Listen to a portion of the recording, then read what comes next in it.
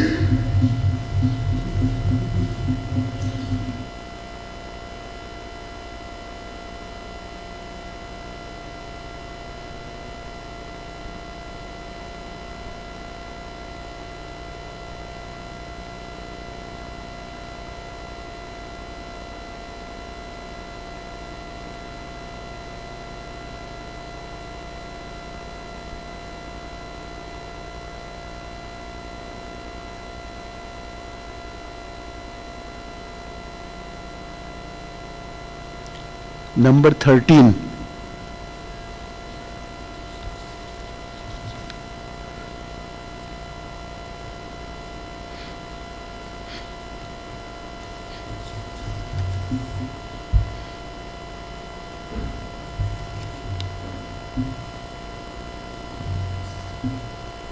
Yes. So we are starting with this presentation from Newell, and this is about Baba's Satara automobile accident, the second accident of 1956. So here it is, Jimmy Newell.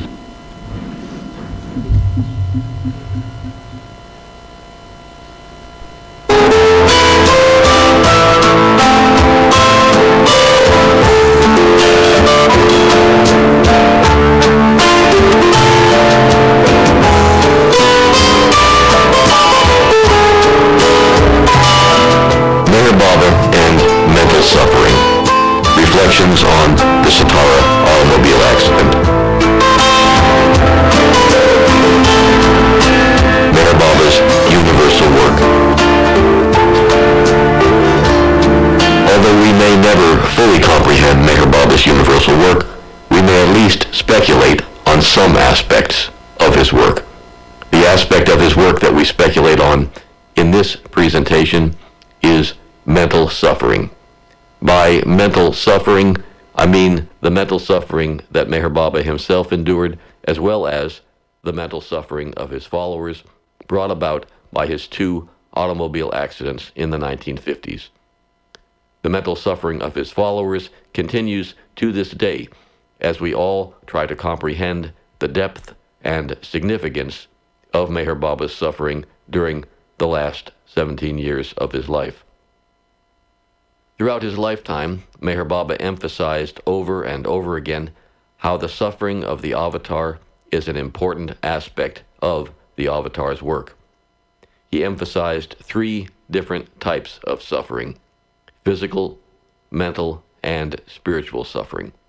As he said in June 1964, quote, "I carry the universal burden, and I suffer physically, mentally, and spiritually. My physical suffering is seen by those around me. My mental suffering is intense, infinite. As for my spiritual suffering, it is ad infinitum. When I break my silence, it will be the end of suffering." Close quote. Earlier, in 1939, Meher Baba explained that, quote, "The avatar has to incur upon himself the infinite burden of worries of the entire suffering world, while working in the world for the spiritual upliftment of humanity. This suffering of people steeped in the darkness of ignorance becomes the avatar's suffering. This is his crucifixion. The avatar is crucified every moment of his life on earth." Close quote. Well, if we accept the premise that Meher Baba, as the avatar, works, as he says, in the world for the spiritual upliftment of humanity, the question naturally arises, what is the nature of this work that the avatar does? Meher Baba has explained on many occasions that the work he does is accomplished in the inner world through various spiritual means at his disposal as the avatar.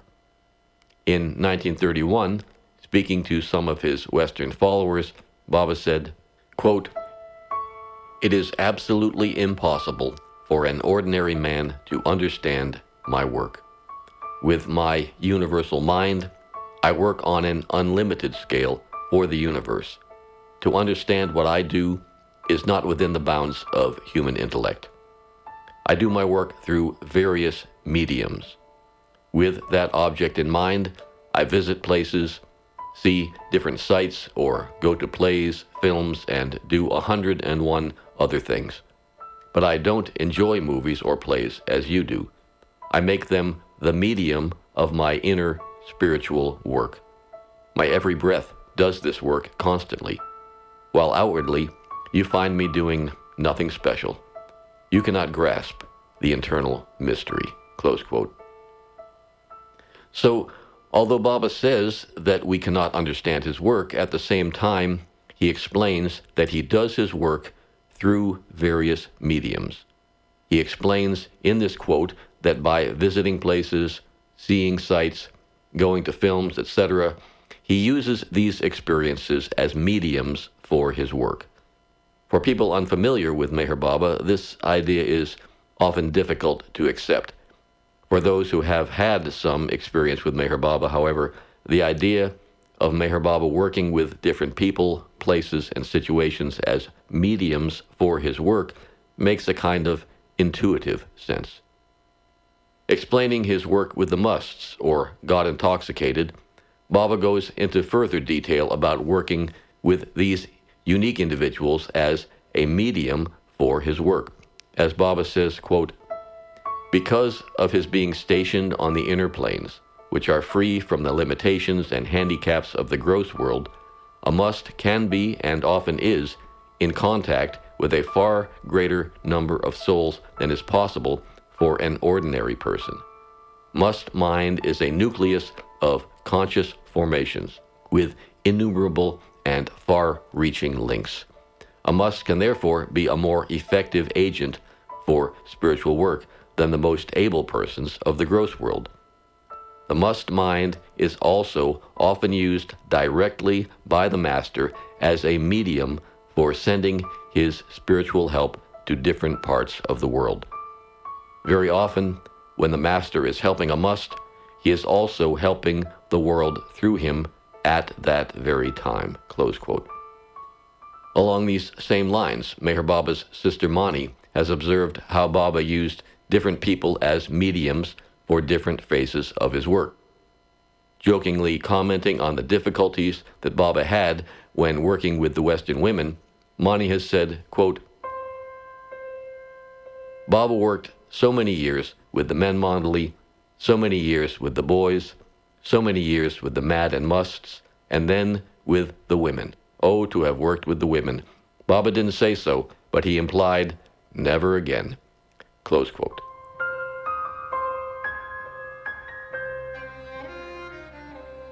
Well, aside from the humorous note that Mani expresses here, she seems to take it for granted that Baba was using each of these different groups of people, the men Mandali, the Meher and Prem Ashram boys, the mad and musts, as well as the Western women, as mediums for his work. Elsewhere, Meher Baba indicates that his beloved Mera was a medium for his work, for in his work she represented the universe. There are many other references elsewhere in the literature where Baba indicates his use of people, places, and situations as mediums for his work. Now, I've gone into some detail about Meher Baba's work and his use of the people, places, and situations around him as mediums for his work because in this presentation I want to emphasize what I feel to be an important aspect of what Meher Baba called his universal work. The aspect of his work that I want to focus on is his work on mental suffering in the world at large. I want to suggest the idea that through the medium of his own mental suffering, the mental suffering of his Mandali, and the mental suffering of his followers, Meher Baba worked on the emotional trauma and mental suffering of human beings around the world. The role of automobile accidents in Meher Baba's work. Well, attempting to understand and grasp the significance of Meher Baba's 2 automobile accidents is perhaps the most challenging aspect of Meher Baba's life and work. The first accident occurred just outside of Prague, Oklahoma, in the United States on May 24, 1952. The second occurred 4 years later near Satara, India, on December 2, 1956. Meher Baba's closest followers at the time gave little thought to the question of why someone who they felt to be the all-seeing, all-knowing human incarnation of God on earth should necessarily be subjected to such brutal suffering. For them, the only thing that mattered was that someone they loved deeply had been grievously injured, along with several of his closest disciples. Meher Baba repeatedly referred to each of these 2 accidents as necessary and integral parts of his work. Pointing to his damaged hip after the Satara accident, he said, quote, "The suffering of the whole universe is concentrated on this little spot. This is a tangible expression of the universal suffering I bear." Close quote. He then followed this statement by saying, quote, "I am happy. It is as I wanted it." Close quote. Indeed, immediately following the Satara accident, while Meher Baba was still covered with his own blood, 2 of his disciples, Vishnu Durarukakar and Bhau Kalchuri, both remarked that Baba looked radiant, like a warrior who had just achieved a great victory. And what did I find? That Baba was full of blood. Full of blood, and he was glorious, as if he won some battle. So happy, cheerful. And that glory shining. And Baba looked at me, means go back. Although those of us who are devoted to Meher Baba may accept the interpretation of these accidents as a part of Meher Baba's universal work, for those outside of the immediate orbit of Meher Baba's love and influence, the Satara accident was not seen as a great victory. It was seen rather as a great humiliation. The Satara accident seemed to many to be proof that Meher Baba was not a great spiritual master, let alone the Avatar, but simply an ordinary man making extraordinary claims about himself. According to Meher Baba, however, this was the expected response. Baba had repeatedly spoken about the necessary humiliation of the avatar. In fact, several months prior to the December 2nd, 1956 accident, Baba sent out a circular regarding his expected humiliation. In Life Circular number 29, he said, quote, "As declared in the past, I am free from promises and am not bound by time and space. Though all happenings are in the realm of illusion, a great so-called tragedy is facing me and my lovers. My long-expected humiliation is near at hand. This may happen tomorrow or any day of this year, or it may happen next year. The love, courage, and faith of my lovers will be put to severe test, not by me, but by divine law. Those who hold fast to me at the zenith of this crisis will transcend illusion and abide in reality. I want my lovers to rest assured that my humiliation and tragedy, though necessary, are but passing phases which are bound to have a glorious end, as is destined. My love to all." Close quote. Later, several months after the accident, in May of 1957, he said, quote, "Only the Avatar, whenever he lives amidst mankind, has to undergo humiliation. When there are 5 perfect masters who are God personified and who control and look after the affairs of the universe, what need is there for them to precipitate the incarnation of God on earth? They bring him down to shoulder the sufferings of humanity. The 5 perfect masters are not as much scandalized and humiliated as the Avatar. I have been made to take this human form by the 5 perfect masters of this age, to bear the cross and to undergo humiliation." Close quote. The automobile accidents and mental suffering. Well, typically when discussing Meher Baba's 2 automobile accidents, we tend to focus on his physical injuries, and then we discuss how his physical suffering was part of his role as Avatar to take on the suffering of the world. These are certainly important points which deserve our close study and attention. In this presentation, however, I want to focus on the role of mental suffering and emotional trauma in connection with Meher Baba's work. In the more than 60 years since Meher Baba's Satara automobile accident, the scientific study of mental suffering in the form of emotional trauma has advanced enormously. In the past, veterans returning from war who showed symptoms of emotional distress were diagnosed as being shell shock. Later, terms like battle fatigue were used. However, after the Vietnam War, so many returning American soldiers exhibited serious emotional distress that more attention began to be paid to the problem of emotional trauma and its lasting impact on individuals and society. In the decades since the end of the Vietnam War, more and more study has been devoted to trauma and its emotional and physiological impact on individuals. Trauma is now recognized as a serious emotional injury which impacts the central nervous system, resulting in not only serious emotional distress for the patient, but also often resulting in difficult to diagnose medical symptoms as well. Trauma is now recognized as originating from a variety of sources in addition to the obvious traumatic effects of war. Childhood abuse, domestic violence, sexual abuse, rape, as well as traffic and automobile accidents have all been recognized as significant drivers of emotional trauma in individuals. With over 1 million traffic deaths globally every year and many, many millions of serious traffic-related injuries every year, traffic accidents have been identified globally as a major source of traumatic emotional distress. Trauma has also been shown to have deep and lasting emotional and physiological effects not only on the survivors of trauma themselves, but also on the caregivers and those closely connected to the survivors of trauma. According to one source, quote, "Many caregivers do not have the luxury of moving into their roles along a gradual learning curve. To the contrary, many are thrust into this role with no notice.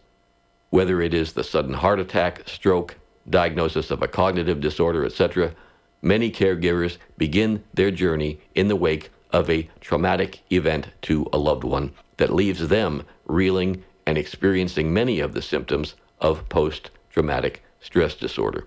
These include unwanted upsetting memories, nightmares, flashbacks, emotional distress after exposure to traumatic reminders, physical reactivity after exposure to traumatic reminders.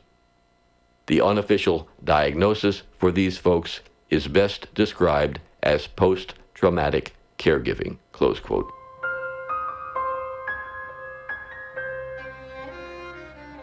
Being thrust into the role of caregiver with no advance notice was exactly the situation that Meher Baba's Mandali found themselves in when he arrived in a strange car covered in blood minutes after the 1956 Satara accident. Even decades later, we can still see the emotional distress on Dr. Goher Irani's face and hear it in her voice as she recounts that terrible experience. And we just couldn't believe it that Baba had another accident. And see, Baba, we didn't even know what was happening to Baba, whether he could stand or he could walk. And there was nobody there.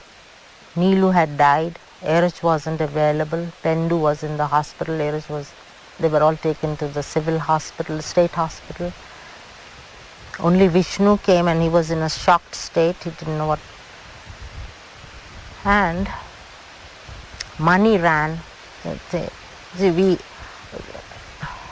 Vishnu said that something has happened to Baba.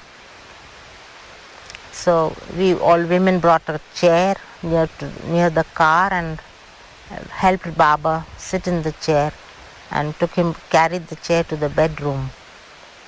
Later we discovered that he had broken his hip joint.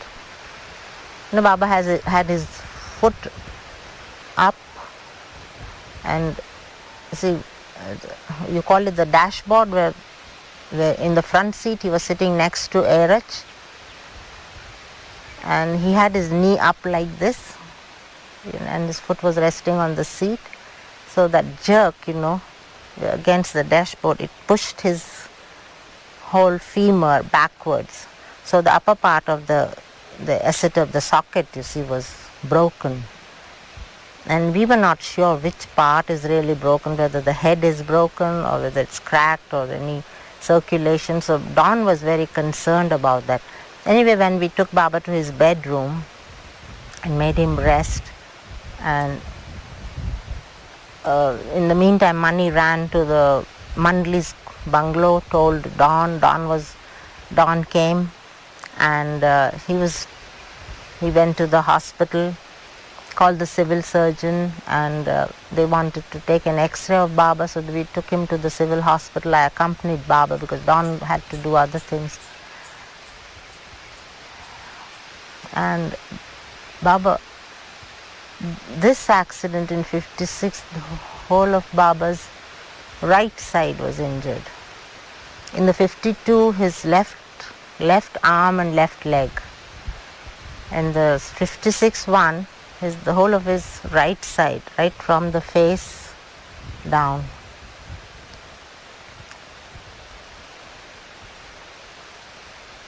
See, he also bit his tongue, and his tongue was cut, a triangular in front tip of the tongue.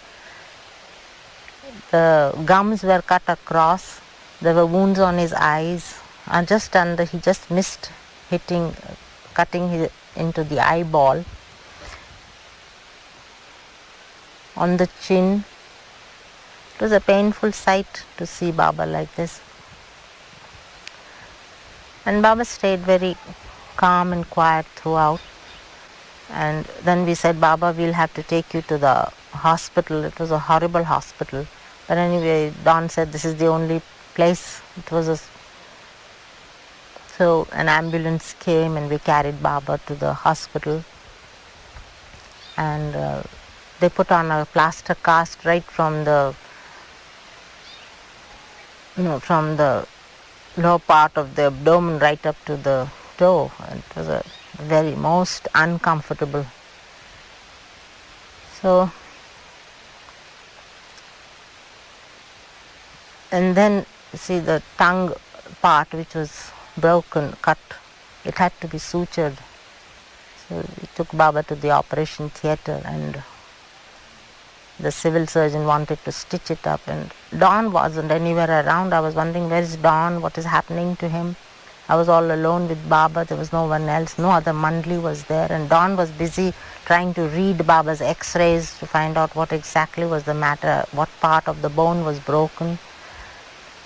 So I stood by Baba's side and no anesthesia was given, but Baba held my hand and he said, hold my hand, and he said, see that I don't produce a sound. If I produce a sound, you make me aware of it by holding my hand tighter. So I was there by his side holding his hand and nothing, no sound was produced. And the suturing was done. At several places suturing was done. One of the most extraordinary facts of Meher Baba's quite extraordinary human life is that in both accidents his tongue was badly cut, apparently from clamping down on it so as to maintain his vow of silence. As Dr. Goher reports, no sound was produced by Meher Baba after the Satara accident, despite Baba's considerable pain while being sutured without anesthetic. Likewise, Dr. Ned Burleson of Prague, Oklahoma, was astonished to learn that Meher Baba's silence, despite the extraordinary pain he was experiencing, was due to an extraordinary act of human self-discipline. Other members of Meher Baba's Mandali, or close disciples, were also deeply distressed by the Satara accident. Ersh Jesawala, who was the driver of the car, reports on his own emotional distress. As soon as I entered, Baba is lying in bed with his leg in traction or something like that, and from there, seeing me, he gives this signal. So he says to me, means I could follow the signal. He says, well, you wanted to see that the car should be dashed against the tree, and are you satisfied now? This is how I am received, you see. And I just look ashamed, you see. I don't know what to say. I am so grieved and all that. And I am really very grieved because I am the cause of all this. I feel that way, still feel that way. But as days roll by and all that, again the Comforter is there. He comforts me and says, why are you so presumptuous to feel and even to think like this, that you are the cause of it? Why do you say that? Who is the cause? You are not the cause. I am the cause. You are just an instrument. Yes, I said, Baba, you may say whatever you like, but I do feel it. I know it. You see, I see him so helpless like that, and it grieved me. It was really very painful to see these things. And time and again Baba will say, you'll see me walking and all that. Many things happen, time passes by. Time is a great healer also. But this wound has not healed at all. It was an impact on me, on my heart, on my mind, and on my understanding. Another Mandali member who was in the car during the Satara accident, Vishnus Death, though not physically injured, received such an emotional shock that immediately afterwards he began to experience heart trouble. His health continued to deteriorate, and Vishnu eventually died of a heart attack a few years later. One of the Lady Mandali, Mehru Irani, visited the accident site many years after the event and described Vishnu's experience. What Vishnu remembers of the occasion was that Baba had such a satisfactory expression on his face that you get from having achieved successfully a very difficult task. And he had seen Baba's universal form, the same form that Krishna had revealed to Arjuna on the battlefield. And I think from that time, just the force of his presence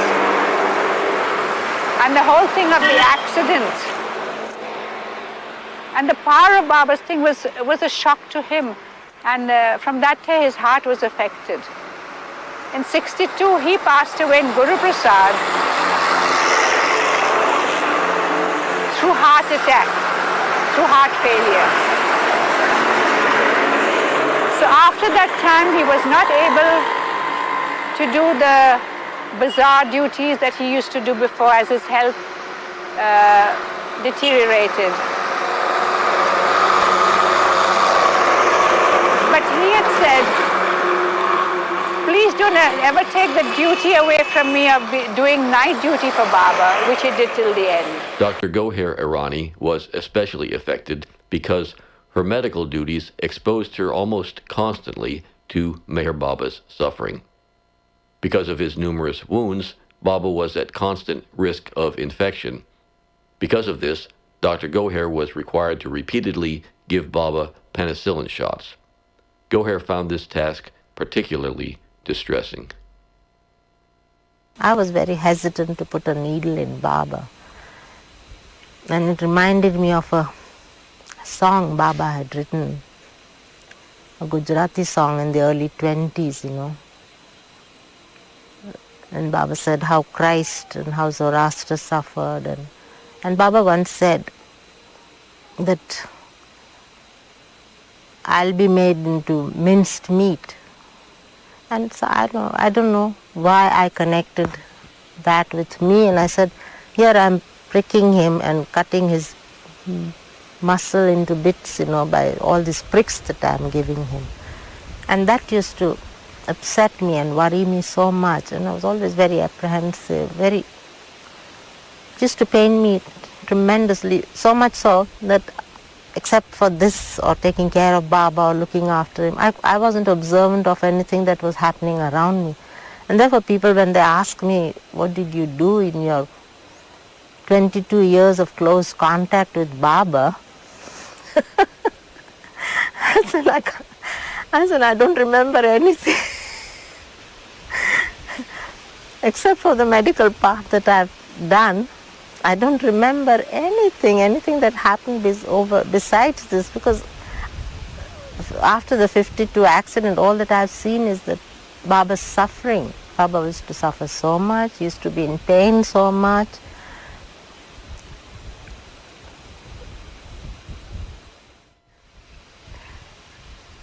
You know, every time for us who were near to him, we saw Baba, so much of Baba's pain and his suffering all the time. We knew that for the darshan he had to bring out his divinity and his glory and all that.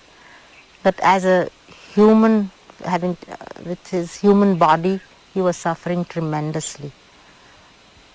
Baba would look so sad, depressed, so much in pain, and as if the whole burden of the whole world was on him. And that used to hurt us a lot. We would try to make him as comfortable as possible, but that was not within our scope or within our limits. It was not possible. Baba had to bear this burden, and we knew it. One of the signs of post-traumatic caregiver distress listed previously was emotional distress after exposure to traumatic reminders. Meheru Irani was visibly distressed after her visit to the Satara accident site, as we can clearly see in this later interview. Baba was would want us to be there, to have someone there. You know, the hard time, the difficult time he was going through, he was wanting us to be there and share it with him. Here was Baba, who was so active, so energetic, so vital. I mean, to see him there, helpless on the bed, depending on Mehera and all of us. Especially on Mehera, he would look to for any little thing that he needed, any help he needed. And I remember one time that he had us all gathered around him and told us to stand and look at him. Look at him. And you could feel that it was a very special time. There was a very special reason for it. And you see the pain on his face, the silence. It was not the physical pain of the moment, but I think what he saw ahead, what he would be going through. And tears came down his face. Tears rolled down his eyes. I couldn't look at his face. As he said, look at me. So I just looked at his body rather than his face. But I knew what was happening. And, you know, just that silent action like that showed us in a way the depth of what his suffering was. That he didn't show to others that silent, but we had the privilege, the thing of being able to see him do it. But I just want to say that that accident not only affected the Mandli so much, but what an effect it had on Baba's whole routine and life at that time. That he never ever walked without pain. The fact that he was walking was a miracle in itself. The doctor said that he had done his own operation, his own surgery to be able to walk like that. And so often if a little bit of the grit came, interfered with the socket joint over there, it would be so painful. And you could feel it. You could see it and how much Baba was suffering. And we realized that what Baba had done to himself was put an extra binding on himself. The time he talked about spending time in prison, going to jail and all, you realize that he had put these bindings on himself still further, that he was going through a more difficult period of jail than anybody who in prison could be, because walking was such an outlet for him. When he was restless, when he was working, he would stride back and forth to the Mandli or in the house, to the veranda and everywhere like that. And you realize that everything of that was changed. And he would say during those days that Christ suffered on the cross once. For me, it's a daily crucifixion. Not only has he bound himself by silence all these years, but walking has been such an important part of his life, and he's put that extra binding on himself. And we feel that all this he did for the good of mankind. The pain he took on this universal joint was like the pain he took on for all the universe like that. And in Meherabad, when I came back after visiting the site of the accident, the full force of what Baba had gone through came to me like that. Jai Baba. Meher Baba's mental suffering after the Satara accident. As the avatar of the age, one would naturally think that Meher Baba himself would be immune from the effects of traumatic emotional distress. Certainly any other human being would be both distressed and alarmed by the brutality with which Meher Baba's body was assaulted in the Satara accident. One would think his divine status might protect him from emotional distress as we know it. However, the answer is not so clear. As Meher Baba himself said in March 1963, quote, "Although I have infinite knowledge, infinite power, and infinite bliss at my disposal as the God-man, I do not use my infinite power and bliss for my avataric work. Otherwise, how could I experience the helplessness of the whole world? I suffer infinitely for humanity to relieve them of suffering, for it is for their sake that I specially come as avatar.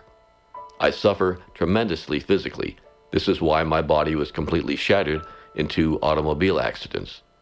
My mental suffering, too, is infinite, as I suffer for all the hypocrisy in the world, for all hypocritical saints. Lastly, I suffer infinitely spiritually because even though I myself am completely free, I experience myself as bound in all men in ignorance." Close quote. Even if Meher Baba, as the Avatar, had availed himself of his access to infinite bliss, recent scientific research into the effects of chronic and unrelenting pain on human physiology suggests that some of Meher Baba's medical problems might have resulted from the stress of constant chronic pain.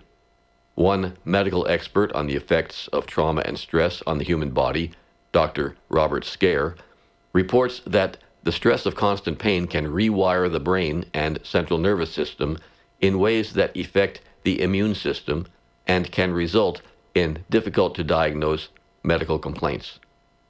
According to Dr. Scare, quote, "Alteration of the immune system has been one of the more thoroughly studied examples of the health effects of inordinate stress," close quote.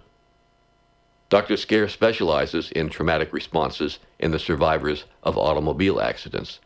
As he says, quote, "Exposure to stress, trauma, and the process of traumatization has profound effects on the brain and the endocrine system. This effect soon begins to have deleterious and ultimately long-standing effects on neuronal structure and function," close quote.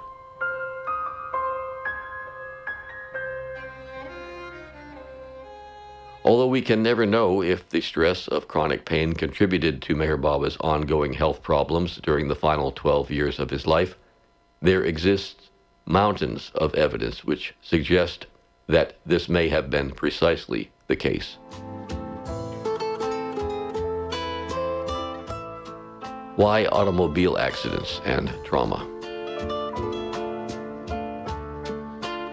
Even if we accept the premise of my earlier suggestion that through the medium of his own mental suffering, the mental suffering of his Mandali, and the mental suffering of his followers, Meher Baba worked on the emotional trauma and mental suffering of human beings around the world, then why did he choose the specific medium of automobile accidents and trauma? When we do think about trauma, we typically think of the ravages of war and the destruction that war creates. However, in the modern age, death and injury due to automobile and traffic accidents far outstrips death and injury due to warfare. For example, according to statistics provided by the World Health Organization, from the year 1990 to 2020, approximately 1,200,000 people died globally from wars and armed conflicts. However, during the same period, approximately 30 million people died globally from automobile and traffic accidents. Of course, that figure of 30 million people dying globally over the last 30 years does not include the trauma experienced by those seriously injured by automobile and traffic accidents. Estimates of injuries during the same period are typically 10 to 20 times higher than the death rates. All these millions upon millions of deaths and injuries leave in their wake many millions more of traumatized family members, friends, and caregivers. According to an article in the American newspaper The Washington Post, more Americans have died in car crashes since the year 2000 than in both World War I and World War II combined. According to the Journal of Emergencies, Trauma and Shock, almost 1.3 million people die annually on the roads all over the world, and between 20 to 50 million people each year sustain non-fatal injuries. Significantly, according to the World Health Organization, more than 90% of these road traffic deaths occur not in the most wealthy nations, but rather in low and middle-income countries. I list these somewhat gruesome statistics not for their shock value, but to illustrate the ubiquity of physical and mental trauma resulting from automobile and traffic accidents. Millions of people around the world, often the world's most impoverished people, are regularly subjected to the traumatic physical and emotional suffering inflicted by automobile and traffic accidents. Perhaps it is Meher Baba's infinite compassion for these millions upon millions of unfortunate ones that led him to choose automobile accidents as the medium for his physical and mental suffering. To be clear, I am not suggesting that Meher Baba's universal work and his suffering were focused exclusively on trauma and mental suffering. I simply present these facts for us to consider when we attempt to understand Meher Baba's intense suffering during the final years of his life on earth. It seems that we may never fully understand the mystery of Meher Baba's universal work, nor can we fully grasp the depth and significance of his physical, mental, and spiritual suffering. We may at least take solace in his closing statement in Life Circular number 29 when he says, quote, "I want my lovers to rest assured that my humiliation and tragedy, though necessary, are but passing phases which are bound to have a glorious end as is destined. My love to all." Close quote.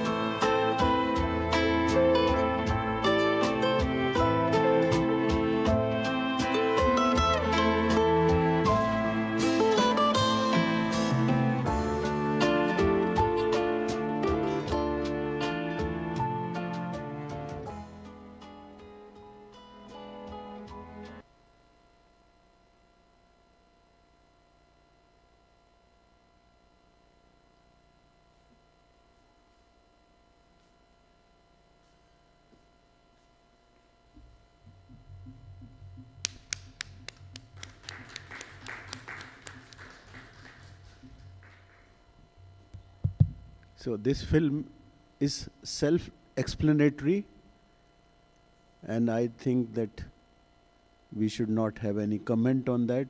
Before moving to the next presentation, we would like to have just 2 minutes break for garlanding Baba.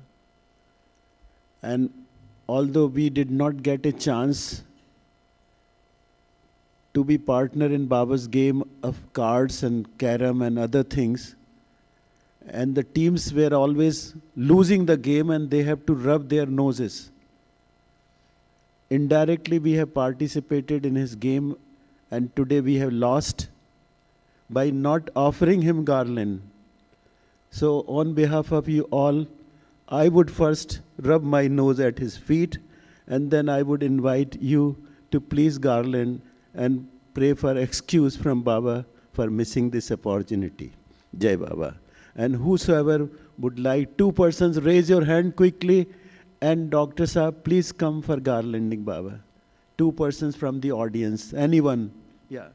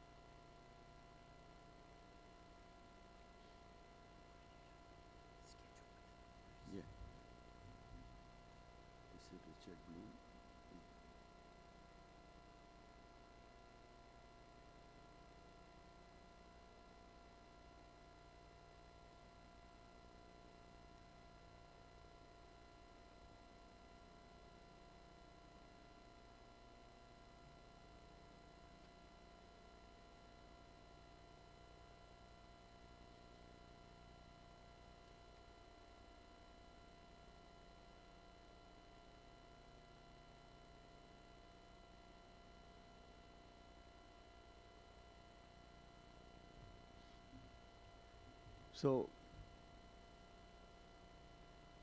here you can witness some of his inner work. As a compassionate father, he has to come to rescue us from our defaults. And instead of one garland, today we don't know how 2 garlands have come. So during his programs, certain things are there which focus our attention on his compassion, that how he rectifies. It is not only 1952 accident and 56 accident, but that mental suffering which we might be having today for our failures, he has already taken upon himself much before that. So this is one of the things to be observed and one of the discoveries of his treasure, which is always there. So with this now we go to the next one, and this is our Richard Blum. This is number, Patrick, you got the number?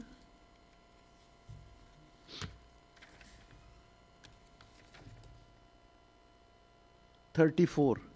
Yeah. Please. And my presentation today is going to focus on the different ways that Meher Baba explains God in God Speaks. Baba tells us that God is beyond imagination and conception. Nonetheless, Baba employs metaphors and similes in order to explain God in God Speaks. In fact, we can arrange his explanations along a spectrum, from the most concrete, the easiest to understand, the most conceivable, to the most difficult to understand, the most abstract, the most inconceivable. In fact, one of the defining attributes of the beyond beyond state is that it's inconceivable. Now, because his explanations are abstract, I'm going to use images and animations in an attempt to aid in understanding Baba's explanations. Regarding God Speaks, Baba said, "Though God is beyond understanding, howsoever far the intellect can reach can be found in God Speaks. What God says can be read in this book." So let's begin. Let's begin with an overview. There are 5 distinct ways in which Baba explains God in God Speaks. The first is a metaphor of God awakening from deep sleep, from a state of divine unconsciousness to a state of divine consciousness. The second is the metaphor of God as an infinite shoreless ocean. A whim arises, causing waves and drops to form. Each drop is an individual soul. Baba's third explanation is more abstract. It's that of God as Paramatma, the infinite Oversoul, and each individual soul is contained within the Oversoul. Baba's fourth explanation is even more abstract. God is the infinite and all-inclusive everything. All things exist only as potential in the nothing, which is contained within the everything. And the fifth explanation is that of the beyond beyond state, which has the attribute of being inconceivable. Because the beyond beyond state is inconceivable, another state, the beyond state, must emerge at the time when God asks, "Who am I?" Now let's look at each of these explanations in more detail. The easiest to understand explanation of God presented in God Speaks is that God is originally in a state of deep sleep. To explain God's awakening, Baba uses a simile, that of a man waking from sound sleep through 7 stages. These stages mirror 7 stages in the evolution of consciousness. Regarding the first stage, Baba says, "Visualize a man with eyes completely shut and in sound sleep. This man is completely unconscious and is oblivious of all that surrounds him. Now picture at the same time the original divine sound sleep state of God as he is in the original absolute vacuum of the God is state. In both cases, that is both in God's formless state and God's state of the human form as man or woman, there is complete absence of consciousness, and in both cases, absolute vacuum prevails. Visualize the next state of the man as being still asleep, but beginning to open his eyes very, very slightly, because he is just being stirred from his sound sleep state. While visualizing this state of man, as a parallel, picture likewise that state of God in which he is just stirred from his original divine sound sleep state. God now begins to experience the divine dream state, or the creator state, as soon as the first most finite impression of the nothingness is projected through the divine subconsciousness of God. For the third stage, Baba says, in order to picture this complete semi-conscious state of the still sleeping man, continue to visualize him with eyes very, very slightly open, representing the beginning of the semi-conscious state. He starts to experience dreams. While visualizing this state of the man, picture as a parallel that state of God in the divine dream state, intensively projecting creation into being, constantly affirming God's identification with the creatures of his own creation. Visualize the fourth state of the man as that in which he is still asleep, but trying to gradually open wider his already half-opened eyes. God, in the divine infinite semi-conscious state, is now nearing the verge of gaining full consciousness. Visualize the fifth state of the man as being still asleep, but with eyes now almost open. God is almost about to gain full consciousness. This infinite projection has almost identified God with a human form, and God is almost fully conscious. Visualize the sixth state of the man as having completely awakened from his sleep, as having his eyes completely wide open. While visualizing the sixth state of the man, make a parallel of it by picturing in the same way that state of God as of the instant when God has just identified himself with a human form and has just gained full consciousness. Visualize the seventh state of the man where he has his eyes wide open and is completely and fully awake and is conscious of his human form, of his surroundings, and of the gross world. While visualizing the seventh state of the man, picture likewise that state of God where God identifies himself completely with the human form and gains full and complete consciousness. Another easy-to-understand concept employed by Baba is to imagine that God is an infinite, shoreless ocean. But this simile is actually used to explain a somewhat more abstract concept, the relationship between the soul and the oversoul. So let's look at that first. At the beginning of God Speaks, Baba states, all souls, or Atmas, are and will be in the oversoul, Param Atma. Param Atma is a Vedanic term. It means the absolute Atma, or supreme self. It's the absolute and ultimate reality. Baba further states, this first experience of the infinite soul was that it, soul, or Atma, experienced a contrariety, an absolute opposite by nature in its identity with the infinite, impressionless, unconscious Paramatma. It is only through the experience of apparent separateness that Atmas can consciously realize their indivisible oneness as Paramatma. Paramatma is infinite, and in the infinite Paramatma are infinite Atmas. At the time of realization, the soul once again merges with the oversoul, this time with complete consciousness. The Atma can never be out of Paramatma because Paramatma is infinite and unlimited.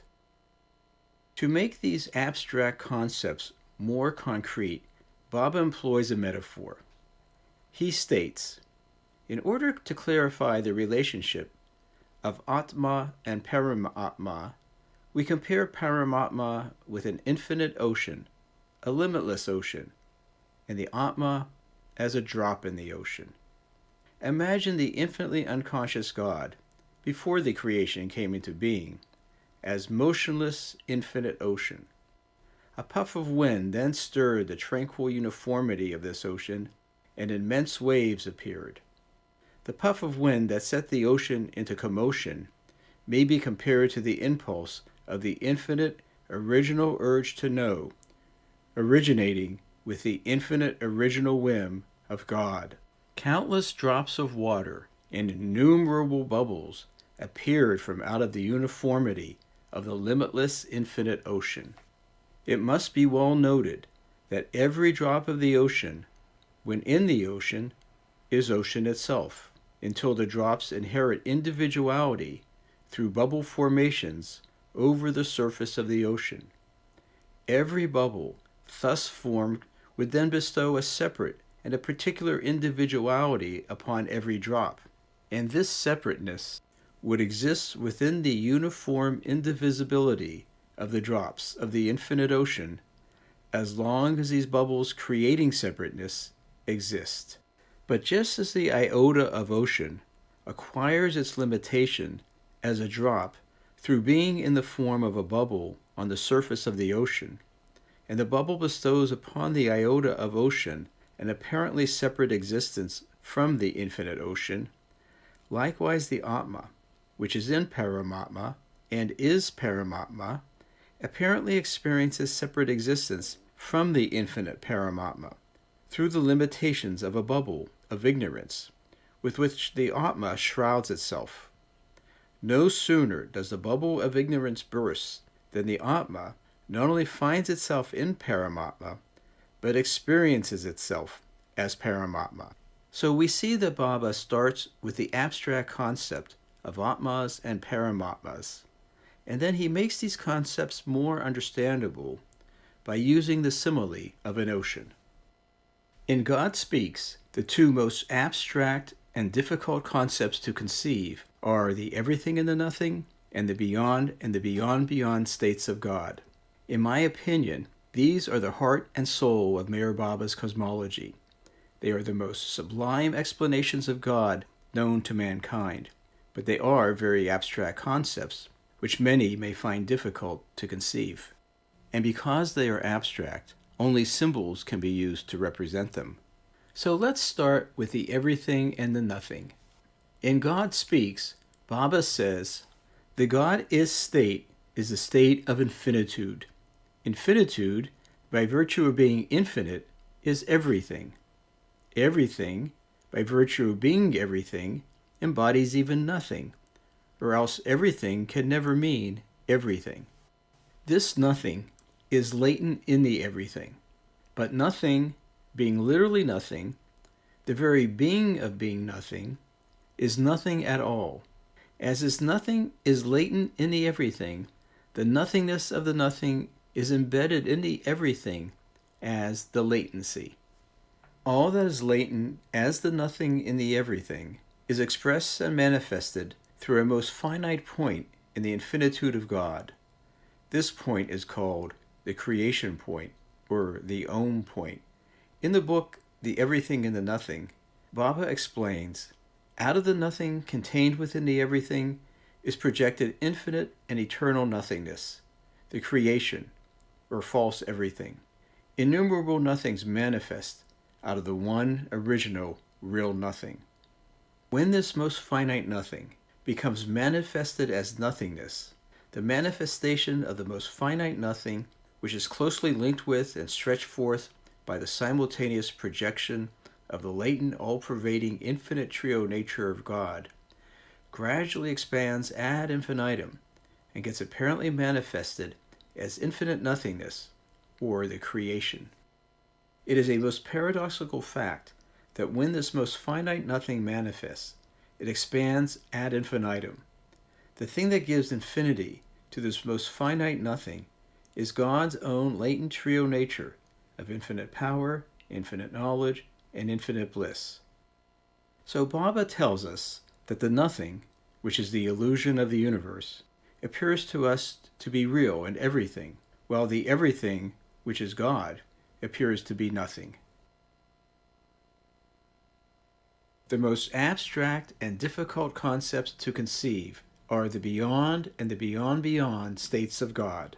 In fact, the beyond state is by definition inconceivable, and as we will see, inconceivability is actually one of its attributes. Baba says, this state of God is so transcendent that nothing can really be conceived of it. It is utterly pure and immaculate, and has no tinge of otherness.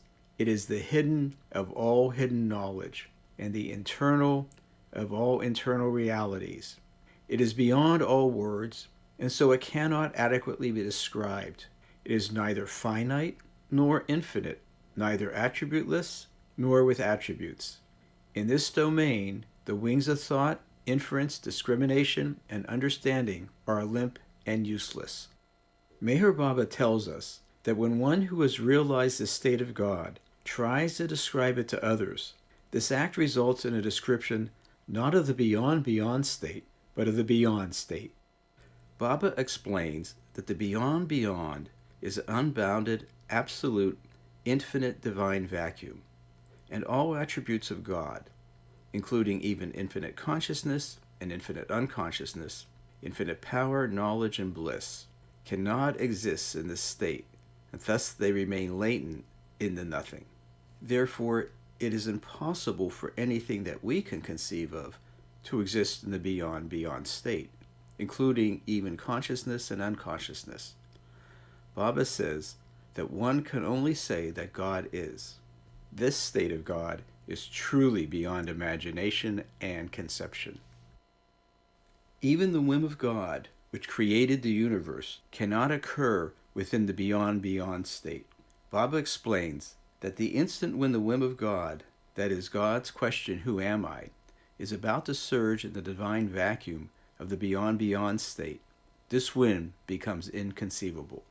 He explains that it is inconceivable because if anything were to manifest in the beyond, it would no longer be a divine vacuum.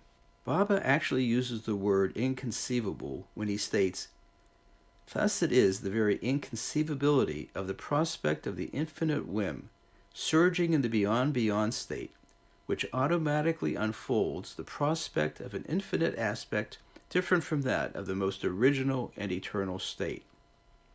The second state of God accordingly comes into being only as another infinite aspect of the most original first state. This second state is called the original beyond state of God. The only difference between the two states is that in the beyond state, everything that will manifest is latent. As Baba says, the latency includes all attributes, all aspects, all states, infinite and most finite consciousness and unconsciousness, including God's own infinite trio nature of power, knowledge, and bliss, and all other things are all latent in the unbounded, absolute, infinite, divine vacuum.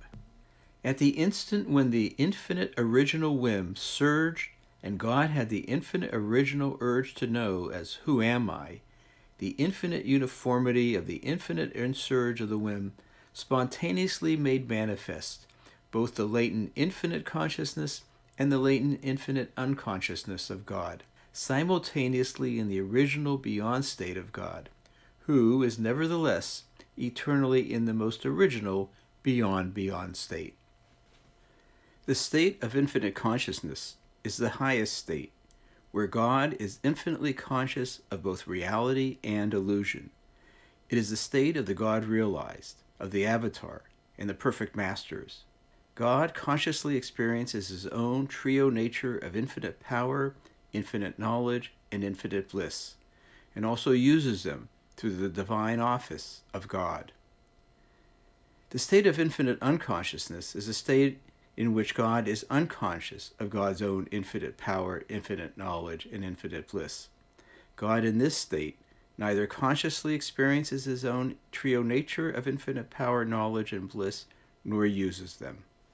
The spontaneous manifestation of the latent infinite consciousness and infinite unconsciousness simultaneously is beyond the grasp of human intellect to understand and digest.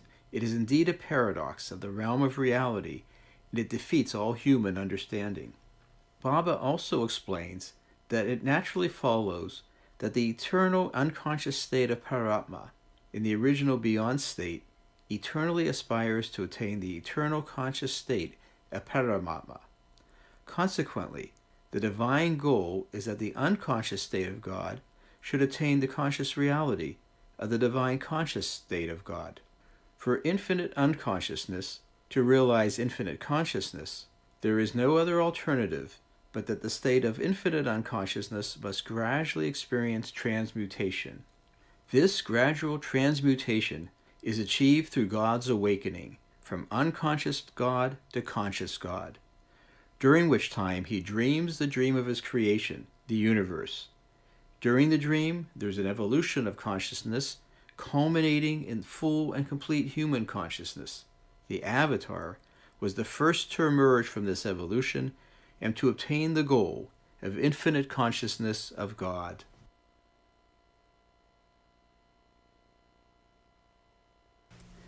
So we see that Baba's explanations of God range from the most concrete and conceivable metaphors to the most abstract and inconceivable ones. We can arrange his explanations along a spectrum of conceivability. The most conceivable and easiest to understand is that God, who is infinite, is originally asleep, unconscious. He has a whim to awaken and become conscious of himself. While awakening, he dreams the dream of creation. The more he awakens, the greater the consciousness of the objects within his dream. Consciousness evolves until in human form, consciousness is complete. With full human consciousness, it is possible for God to gain consciousness of himself. The second easiest to conceive metaphor is that of God visualized as an infinite shoreless ocean. When the whim to become conscious of himself surges, waves appear in the ocean. The waves cause individual drops to emerge. Each drop is a soul which will undertake the journey through the evolution of consciousness. Each drop has a bubble around it, which makes the drops feel separate from the ocean. But the ocean is infinite, so drops can never really be separate from the ocean. At the moment when the bubble bursts, a human being gains consciousness of God, and the drop reemerges back into the ocean. A more abstract explanation is that of the soul and the oversoul. Like an infinite ocean, the oversoul is infinite. At the time of creation, souls seemingly separate from the oversoul. But the oversoul is infinite, so like drops in the ocean, they too cannot separate from the oversoul. At the time of realization, a soul reemerges with the oversoul. The explanation of the everything and the nothing is abstract, and thus more difficult to conceive. God is infinite, and by virtue of being infinite, it is everything. No individual things can exist in the everything, because the everything is totally unified in oneness. Anything that will exist within creation can only exist as potential within the nothing, which is also within the everything. The everything being everything includes the nothing. The everything has a whim to become conscious of itself. To know itself, it conceives of what it is not. It conceives of the nothing. From the nothing emerges an infinite number of nothings, individual souls. The souls journey through evolution in order to gain consciousness of the everything. The most abstract and inconceivable explanation of God is that of the beyond state. In fact, Baba describes this state as having the attribute of inconceivability. There is no means by which the mind could conceive of or imagine this state. From the perspective of the beyond state, the notion of anything existing other than itself is so totally inconceivable that in order for God to become conscious of itself, another state of God must emerge. Thus, the beyond state of God emerges. Spontaneous with the emergence of the beyond state, infinite consciousness and infinite unconsciousness emerge. An impulse arises within infinite unconsciousness to merge with infinite consciousness. In order for the unconscious to obtain consciousness, individual souls must journey through the evolution of consciousness until merging with infinite consciousness. So we see that we can categorize Baba's explanations of God along a spectrum of conceivability, from easy to conceive to impossible to conceive, with the attribute of the beyond itself being inconceivability. Of course, all of the various metaphors employed by Baba are means of explaining the same unexplainable reality. Therefore, they have aspects which are in common with one another. For example, they all refer to awakening from unconscious divinity to conscious divinity. They each include a description of infinity. There is the infinite ocean, infinite Paramatma, and the infinite everything and the infinite beyond, and the beyond beyond states of God. Each connects to an evolution of consciousness, from the most finite to living forms to human form, and finally, God consciousness. And each has an element of contrariety, contrasting the infinite with the nothing. There is the Paramatma and the Atma. There's the ocean and the drop, the everything and the nothing, and the beyond beyond and individualized souls. I feel that it's also important to remember that although Baba explains the creation of the universe through these metaphors, he also stresses that God is not to be found outside of ourselves. God is an inner dweller in all of us, and all these states of God can be found within each one of us. Jai Baba.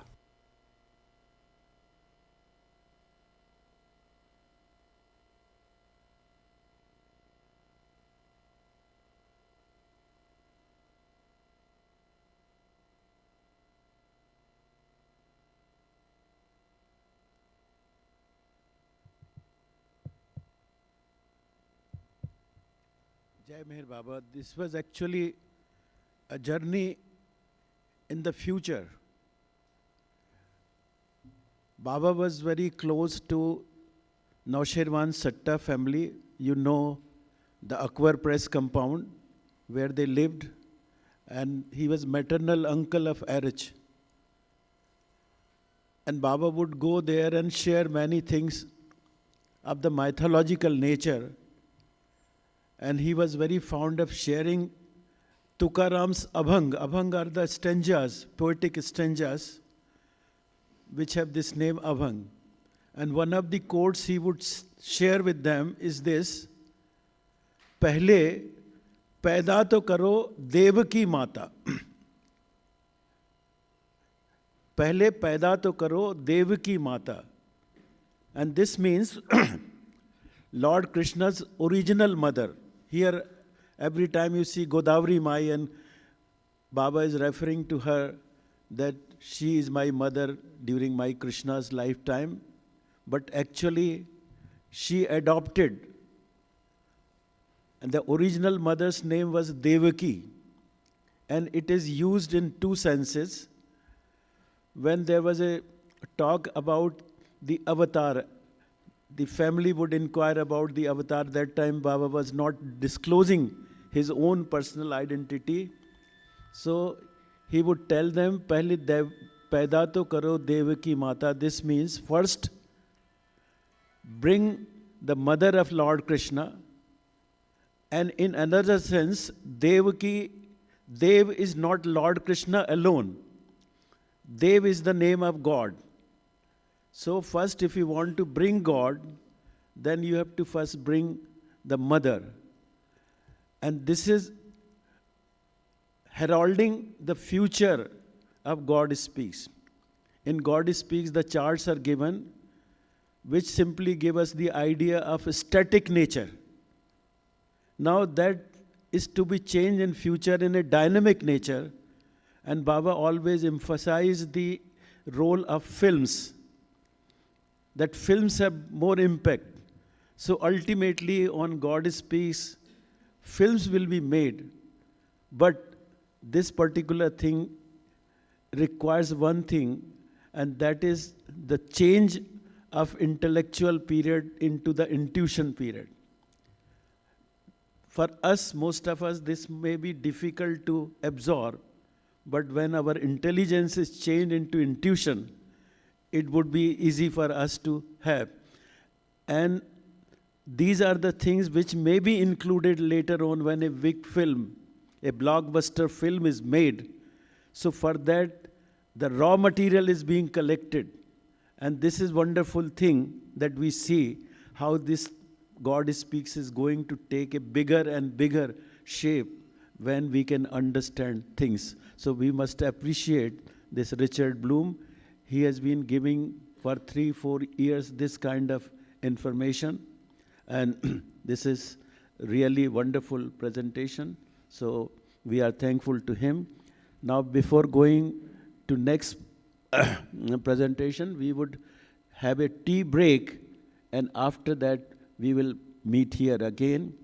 And you must all attend this program, because now Ward Park is given a chance to share and lead a group discussion which was never done here.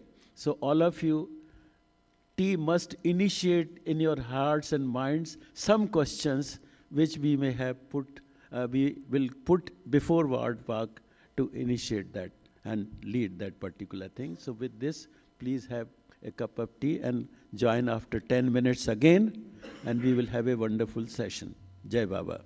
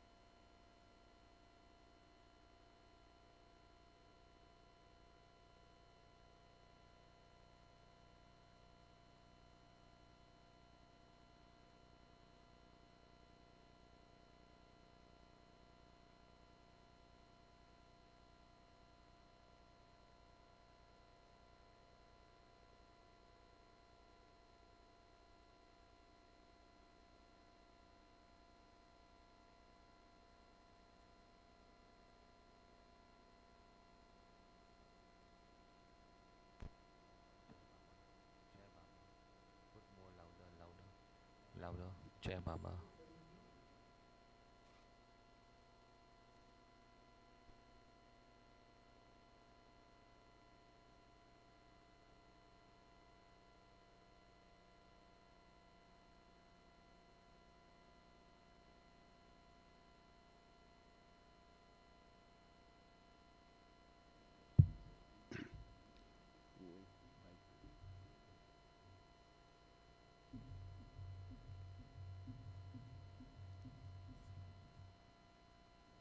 Avatar Meher Baba ki jai. So we are again here, refreshed, because some serious deliberation is coming around. So we have to be ready for that. And before we invite Ward Parks, we have to create a stage for him. As we have just concluded with Richard Blum's thing, Paida to karo Devaki Mata. Bring the mother of God first, then the God will descend. And the same role is trust is playing. Trust is giving us this platform where the enhanced things or enhanced phase of Baba's work would be gradually manifested.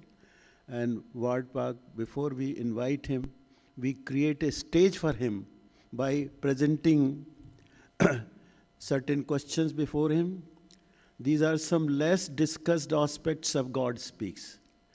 So they are presented before him, and also certain questions are requested or invited from the audience so that he can lead that. Now, Siddharth, can we have this?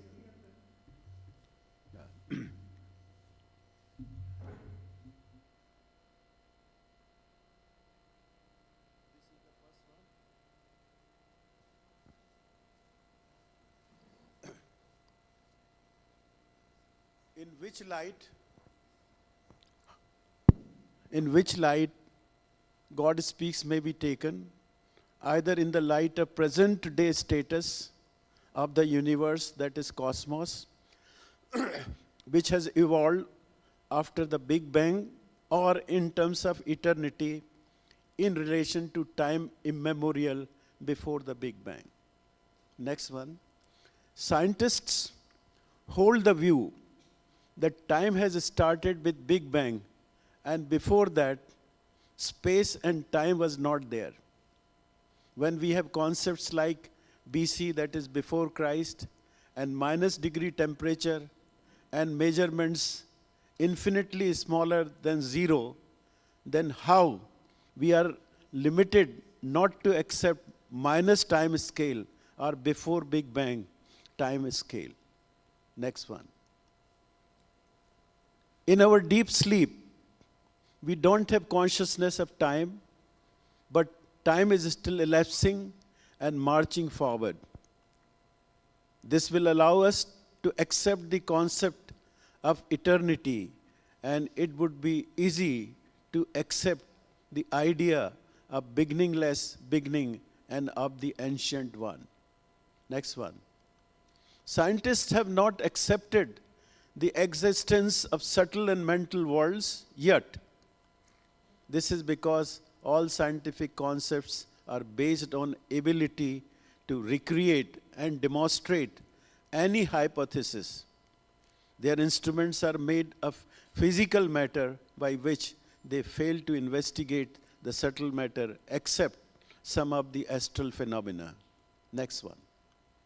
The theme of creation gives an impression that it is the story of this earth alone, as the human soul migration relationship between the earth and other planets is not clearly defined and explained. Next one. The first human soul of the present day earth, not the beginningless ancient one, but the anthropologist Lucy about 3 million years ago, represents the origin of human being from apes. Some evolutionary stages between are missing from fossil record. Has either migrated from other planets. Out of those 18,000 planets mentioned to have human kingdoms evolved there, or it has evolved here from apes. Next one. In this case, how can we account for the migration of human souls from other planets on this earth? Is this migration is a two-way traffic or it is just one way? That is, human souls from other planets take birth on this earth and do not return to other planets once they are born here. Contrasting to Big Bang theory, Professor Fred Hoyle of Britain proposed a theory of continuous universe which is not accepted by the present day scientists.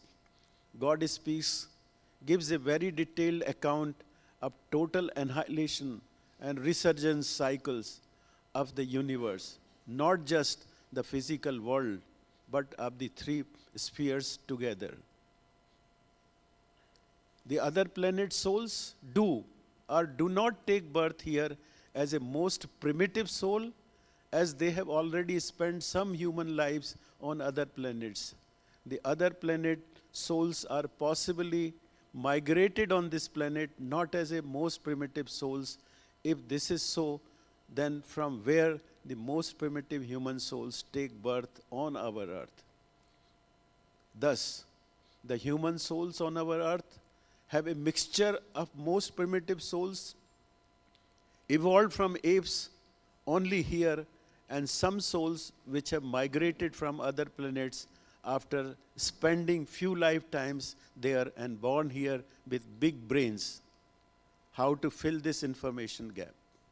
Next. In case the advanced souls, not spiritually advanced but scientifically advanced, with 100% mind or with in a complex wave. In the time of ancient one, the linear pattern was possible as the lower kingdoms were evolving one after the other, and all kingdoms were not existing simultaneously, like today, when all the kingdoms and all the planets and spheres are existing simultaneously. It is this web-like universe that has made it possible for the avatar to give a sudden push to any soul from lower rung of evolutionary ladder to a very advanced stage, like Baba told about his dog, that he will not only be born as human being next time, but he will be a yogi. At the time of the ancient one, the universe must have been different compared to its present day pattern. Many plants of today will not survive if the insect or bird or even animal kingdom is not there in an intimate interconnection, as all these are necessary to pollinate the plants and responsible for their next generation in order to allow more souls to enter in different kingdoms through advancing stream of life.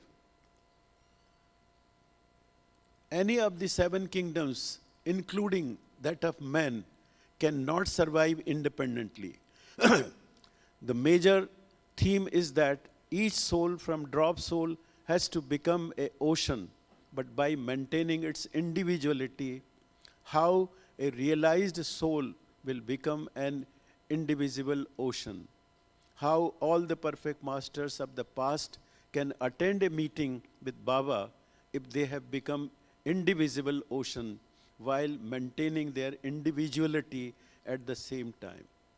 This makes the 7th plane and the beyond state of God very difficult to understand. Please skip over this. Next one. As per God Speaks, it is said that in the beyond state, God is not responding to prayers. If it is so, then to whom Baba is praying time and again, particularly during new life phase and Manonash phase? Next one, please.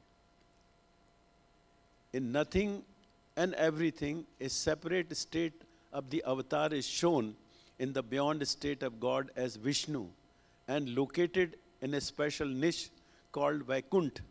Even after dropping the body, the avatar is said to be conscious of his creation and responds to the prayers of human beings. This is in contrast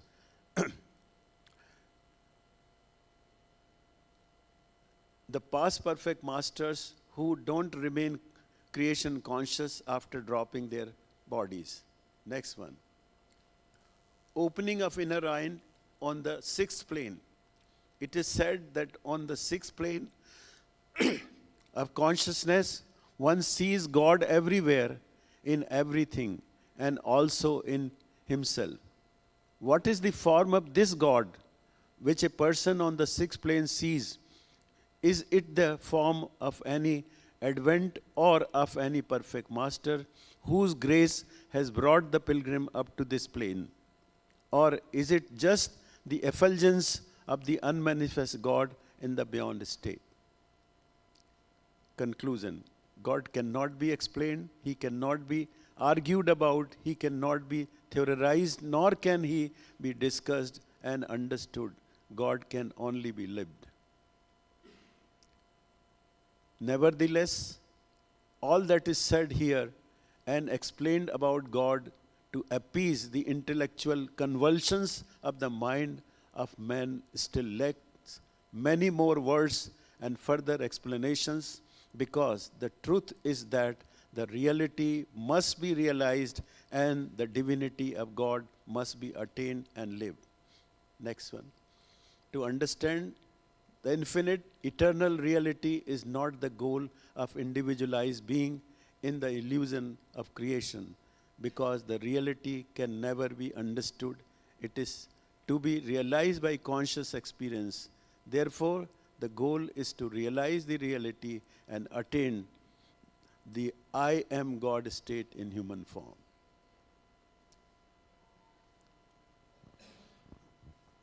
So, these are some less discussed aspects in God Speaks. One simple thing,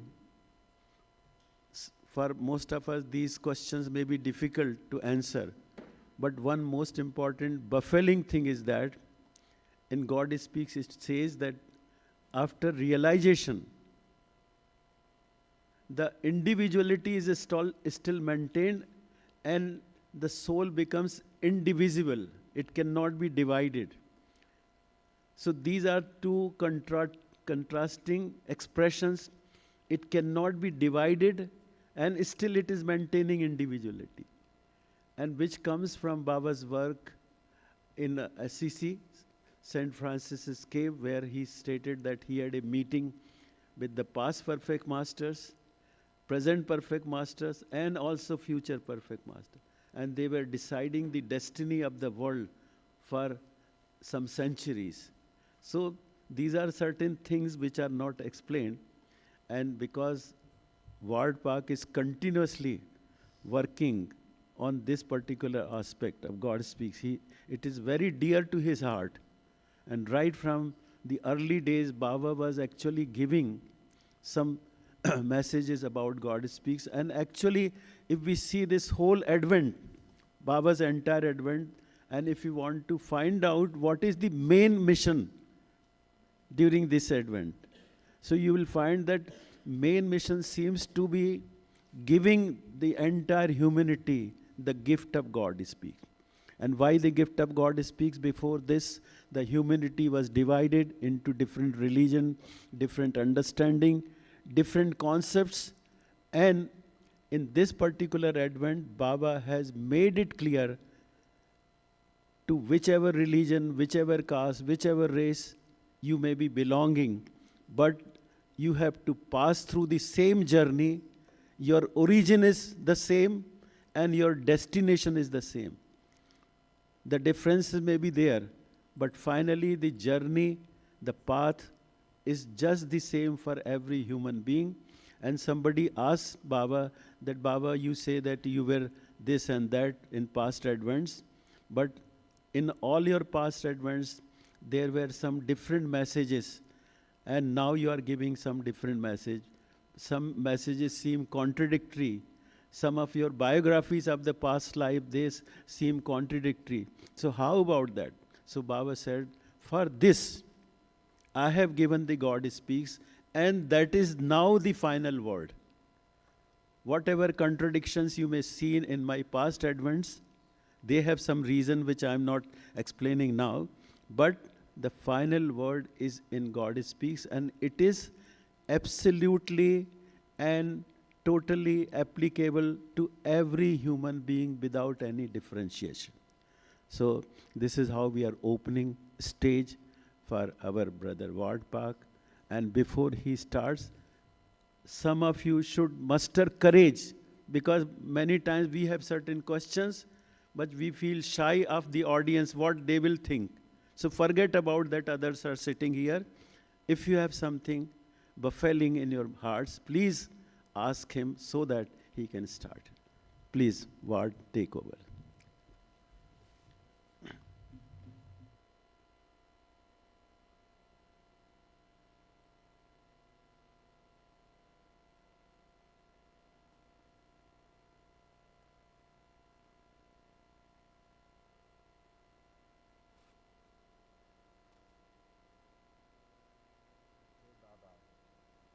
I don't have anything like a prepared talk, so I hope people will indeed ask questions.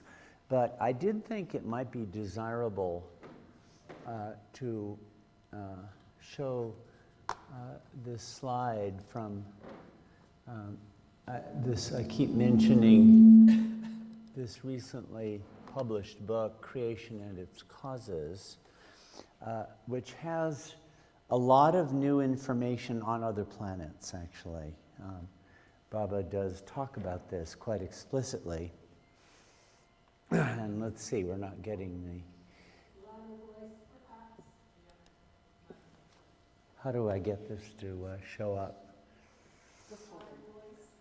Oh, are we not plugged in? No, I should be plugged in. Okay. Let me do this. Let me try it again. Yeah, okay. There we go. So Baba says a fair bit about other planets. And he speaks, this was early, of course, so there's much that he said later about it, but he does mention 3 planets with human life, and those are shown here, right down here. And he calls them A, B, and C. And he said that A is our Earth. And B and C, he said, they're part of the same world, the 7th world, but obviously they must be widely separated on the gross plane. And he describes the other 2 planets. You've probably heard this kind of thing. He said on planet C, people are extremely intelligent, 100% intelligence, 0% heart. He said that on that planet, people are so intelligent that they don't need to speak. They can communicate directly from mind to mind. I find that a little bit surprising. I would have thought of that as a spiritual power, an occult power. But evidently it's achievable purely through the intellect. And on planet B, it's 75% intelligence, 25% feelings. And on this planet Earth, it's 50-50. And the processional that happens is this. The A planet, over the course of time, that would be our Earth, cools off. It moves aside and becomes a moon. Baba said the moon is the previous Earth. And what had been the B planet moves up to the A planet position and becomes the new Earth. The C planet moves to the B planet, and then some other planet occupies the C planet position. So this is like a part of the story, is that there have been many Earths. There's a continuous processional as Earths wear out, cool out, move out of the picture, and another planet takes that role. Also in the appendix, there's an appendix to this where I was discussing the question of whether, in fact, how many planets there are with human life, because there are some contradictions over the course of the literature to be found there. But just to give my opinion, it does appear to me, Baba said that, Baba definitely did say, there are 18,000 planets with human life. Baba gave this to Francis Brabazon and said a fair bit about it. So in fact, there are many, many planets on this universe with human life. But these three have a special role to play in that respect. I also wanted to mention, because Gokaran was bringing up yesterday some passages from Ivy Deuce's How a Master Works, and also from the Nothing and the Everything. I, last night, went back to my room and printed out the source for this. Back 10 years ago, I took an interest and was able to find the source for some of this information in a talk Baba gave in Kashmir in 1933. And Elizabeth Patterson took down notes. Yeah, if we had time, we won't have time, but I could read it out, and it's a most unusual and most exotic discourse that it's rather hard to understand and hard to puzzle out. But I will say this, have worked with this kind of content for a long time, and it's going to be really important in the years ahead to do certain kinds of research where we can really establish what Baba actually said. There are all kinds of versions that get published here and there that really are not very accurate.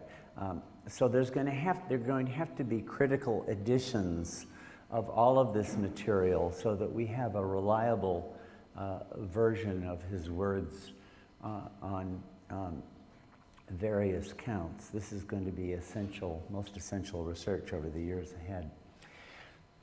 So that's a little bit on the topic of these other planets, which again, in my opinion, it looks like there are 18,000 with human life on it. So what's happened to this slide? It's looking funny.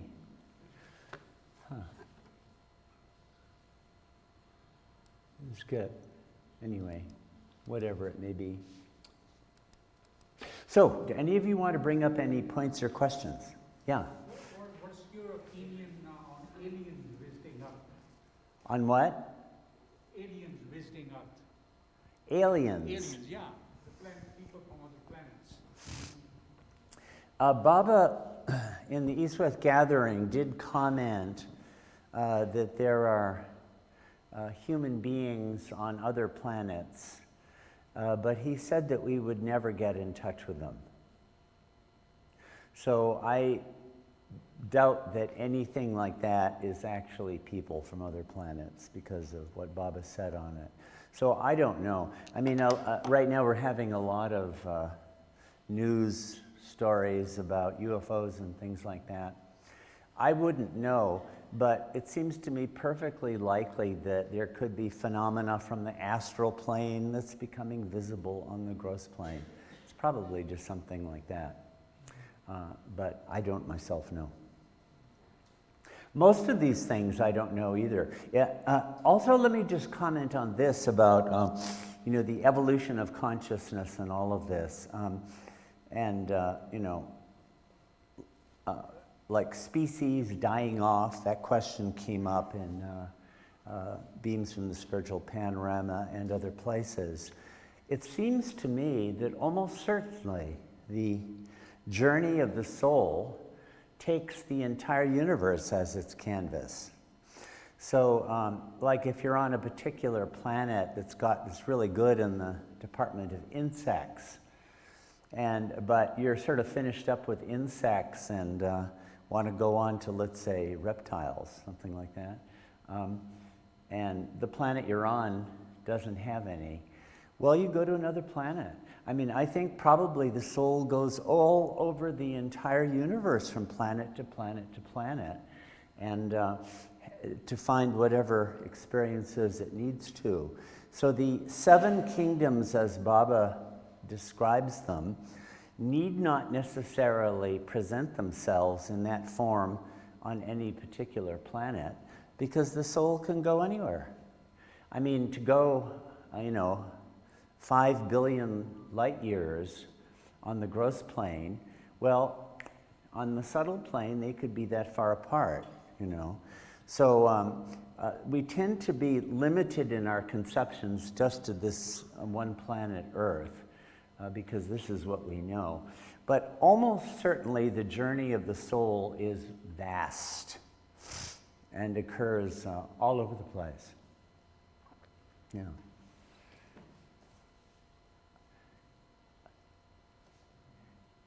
Anybody else want to bring up anything? Actually, you have to open up the vent of the volcano, that it is dormant. So this is the great opportunity for them to ask you a question. And one of the questions in which I am very much interested is individuality and indivisibility. Yeah. Yeah, I know. Baba did say that after you get God realized, you retain your infinite individuality. And I'm not going to be able to answer it very well. It seems to imply an impossible contradiction, does it not? Because I would have thought the very characteristic of God realization is you merge into the infinite ocean. And doesn't individuality imply holding yourself separate in some way? So how can both of those coexist at the same time? But let me throw this in. This is some of you may have heard this in other places, but it very much comes up in this book quite explicitly. And Baba said it at other times also, which is this. Baba said that there are innumerable universes, and he really did mean universes. You may know the story of Baba and Upasani Maharaj counting the universes. That actually comes from here. This is the source of it. And towards the end of it, Baba says this. He says, I'm going to tell you a secret. Each individual is his own universe. So I could really talk for a long, long time about that, but this would be too much to try to do that now. But I do think there is a universal aspect of each one. And somehow the infinite individuality would be the universalization of each one. When you realize God, you become the entire universe God realized when you realize God yourself. Yeah. So, Jai Baba. Jai Baba. These are the questions from M. Krishna Prasad from Hyderabad. Actually, he has just posted me. So, the first question is, what is the difference between awareness and consciousness? The one. Number 2, does a soul know that it has 3 external vanishing bodies? Number 3, is there any activity of a human soul in gross or subtle or causal world? Some more questions are there. What was that third one? Is there any? Is there any activity of a human soul in gross or subtle or causal world? Any activity of the human soul in those 3 spheres? Yeah. Okay. Yeah. Which was the first one? It was, the first one is, what is the difference between awareness and consciousness? Yeah. Well, you see, this is not a point that Baba explained. So I'm kind of reluctant to give what would just be my own opinion. And we have these 2 English words. Is it necessarily a meaningful distinction at all between awareness and consciousness? I know the kiddie used to ask this all the time. But what Baba did differentiate was consciousness and the word he used, Chaitanya. Chaitanya. And that Baba brought up from as early as the 1920s. So I could say about that, you know the word Chaitanya, some of you may know, it's a kind of consciousness, but Chaitanya seems to be consciousness as it is qualified at each particular stage in the spiritual journey, colored and qualified. And Baba does give examples of that. For example, in the evolutionary process, Baba said that Chaitanya takes the form of instinct. And when it achieves human form, it takes the form of intellect. And in Creation and Its Causes, Baba gives a list of 7 further stages in the development of Chaitanya. You know, inspiration. He said that on the 4th plane, Chaitanya takes the form of intuition, which is invariably true when you're on that level of things, and so forth. So Chaitanya seems to be consciousness as qualified by the modality it assumes at a given stage of the spiritual journey. Whereas consciousness is just like the pure consciousness itself without any qualification at all. So consciousness never changes. Consciousness is the pure chit that in Advaita Vedanta is the very same thing as God himself. So I would compare those two. Now, what awareness has to do with that, I kind of think it's, people will ask these things, well, it's sort of, what do you mean by awareness? What do you intend by such a word? It's not as though Baba ever really gave a clear explanation of it that I know of. Yeah. Do you want me to go on with some of the others? The second one is, does a soul know that it has 3 external vanishing bodies? 3 what kind of bodies? That is 3 external vanishing, causal body, that is subtle and gross bodies. Does it know? Gross, subtle, does the soul know this? Most gross conscious souls don't. Most of us gross conscious people, I assume that there are other gross conscious people here in the room besides just me, are conscious only of our gross bodies, and we're completely unaware of a subtle and mental. But as you become spiritually advanced, you would become aware of this. So someone who was on the mental planes would directly experience their mental body and would surely remember that previously he was aware of a subtle body and was conscious of a gross body too. So this would all depend on your level of spiritual advancement, I should think. Most people aren't aware of it at all. And so are souls aware of working in these 3 spheres? Wasn't that the third question?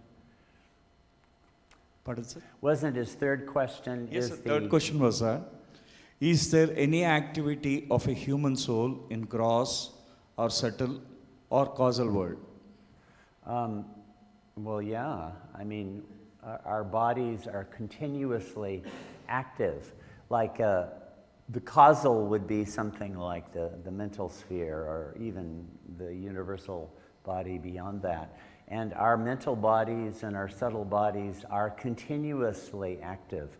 Most of us are not conscious of that fact. We experience it only in its gross manifestations. But the mental sanskaras and subtle sanskaras are continuously seething and churning and impelling us. In fact, it's impossible to take any kind of gross action without there having been a activity on the mental and subtle spheres before that. They have to precipitate from the mental to the subtle before they reach the gross. Now, most of us will only be aware of it when it comes to the level of the gross. But those other things have already happened. That's what I would think. Yeah. So he has put he has put up 6 questions. If somebody can ask Afterwards, if there is time, I'll ask. Sure, sure. Sure, please, others. Bring some other things out. Shed some light on, you mentioned that Baba stated something to Elizabeth Patterson in Kashmir in 1933. Yeah. Your question should be heard by others. Just a little elaboration on what Baba shared with Elizabeth Patterson in 1933 in Kashmir on this same topic. Yeah, Gokaran was bringing up some of that content as it had been relayed by Ivy Deuce and also in the Nothing and the Everything by Bao. Okay, I'll read a few lines. This is, in 1933, Baba went to Kashmir with his Western disciples, their first visit there. And he gave about as strange a discourse as I have ever seen in my whole life. And so I'll say, okay, I'll read just a few lines. This is the original then, as taken down by Elizabeth Patterson. Baba said, "Today, something I have not told before to anyone, how the first circle was formed." And by the first circle, he actually means the 120 of the circle of the Avatar of the age. Okay. I don't even know what to read. It's very peculiar. Everything exists in duality when out of the creation point, good, bad, weakness, strength, etc. Let's see. Anyway, he talks about two drops emerging out of the Om point. And he says that they're continuously facing each other, and they proceed through the entire evolutionary journey until at the verge of the human form, he says, they jointly incarnate in a single form. And they seem to go through 77 such human form incarnations until they separate again. Something like that. Now, what on earth that means is beyond me. It's worded in a very obscure sort of way. But then he does say that when they separate again, one of the souls winds up having connections with many other souls, 120 of those, and those wind up comprising the circle of the Avatar. Something like that. And he gives these other things. I think Gokaran might have mentioned them about 120, 77, 459, all these other various numbers. They're all from this discourse that Baba gave at that time. It's going to be very hard to make sense of it because it's worded in a very, very obscure way. So when you read about it at these other places, I encourage great suspicion and skepticism because it hasn't been reproduced accurately in the places where we have it. But this is the original place for it. So what on earth it means when you have two souls that are facing each other and they wind up incarnating in a single human form, I have no idea what that means. But Baba did give that forth. Yeah. What about that Baba is asking his mandali to pray to God to help him for a certain project? And as we have seen that in beyond state, the perfect masters who have realized and dropped their bodies, they are abiding there. Yeah. They don't respond any prayers from the creation. And the other forms of God, as they are named as Allah, Ilahi, other names, they are also mentioned that they are not responding. To whom Baba is asking his mandali to pray for certain projects or certain things. Yeah. So this is one of the baffling questions. Or again that confusion is there that Avatar himself resides in beyond state and he is only one who is connected to the creation. So when Baba is asking his mandali to pray to God, is he asking them to pray to that particular aspect of him who is permanently residing in the beyond state, his own state. Yeah.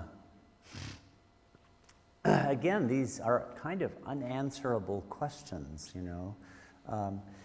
These are the 10 states of God, which is the most comprehensive explanation that Baba ever gave that I know of. And Baba, when he talks about the 4 journeys, where did I put my laser pointer? Anyway, Baba you might have put it there. Did I put it here somewhere? Oh yeah, here it is, you're right. Yeah, so the 4 journeys is actually well explained. You know, the 4 journeys of the soul, that is from ordinary human gross consciousness to God realization, Nirvikalpa Samadhi would be the first journey. The second journey is from Nirvikalpa Samadhi to the divine junction, where the Shivatma, the God-realized soul, is conscious of God and conscious of creation at the same time, but has no duty therein. That's the second journey. Yeah. The third journey is from Turyavasta to the 10th state of God, where you become a perfect master. You're conscious of God, conscious of creation, and you have duty within creation. And the 4th journey is when the perfect master drops his body and returns to the 8th state of God. And the 8th state of God is not conscious of creation anymore. So it sounds like the perfect masters, after they drop their body, lose their connection with the created universe, which would raise the question in terms of what you're saying. If Baba is praying to perfect masters of the past, how does he jolt them out of the 8th state of God to listen to what he's saying, because they're not creation conscious? So it's rather a puzzle. I would have to imagine, when Baba talks this way, that what he's referring to is really the 10th state of God. You know, the 10th state of God is the state of both the perfect master and the avatar. The avatar is also at the 10th state of God, where you have full consciousness of creation and consciousness of God at the same time. And it seems to be the infinite connection with the entirety of the creation. So I would have to imagine that Baba is, in effect, asking his lovers to pray to the beyond state, and in particular, beyond state C, which would be the 10th state of God. That's what I would have to imagine. But I can't say that I know. It's quite puzzling when Baba does this. Yeah.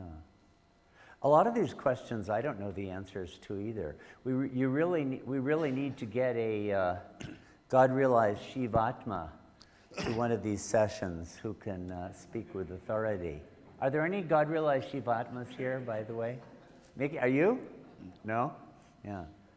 It looks like Baba's talk asking for a prayer to beyond God, the beyond God state, and in particular, the 10th state of God.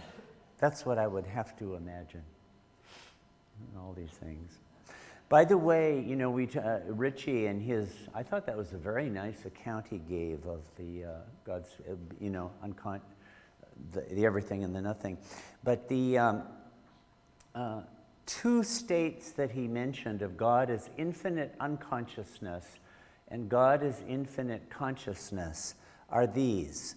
So the beyond state of God encompasses A, B, and C. A is infinite unconsciousness, and B is infinite consciousness.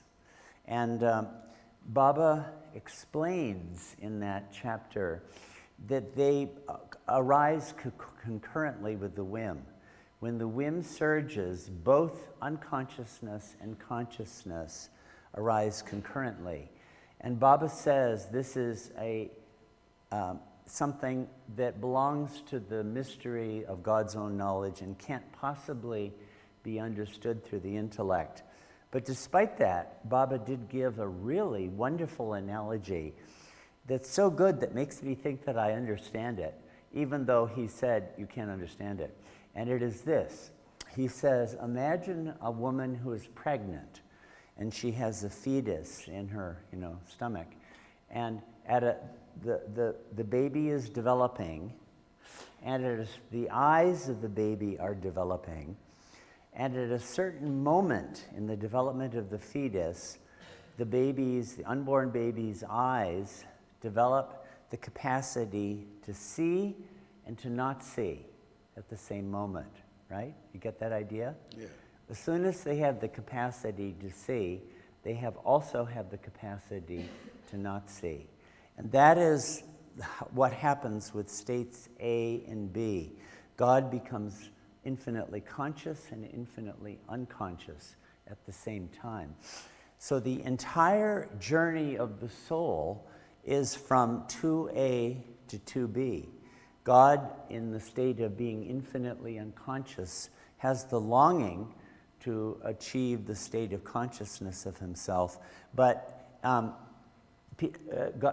Jivatmas in state 2A probably didn't have a copy of this chart, because if they did, they would say, well, a really quick way is if we just go right over this way, we can get there in no time.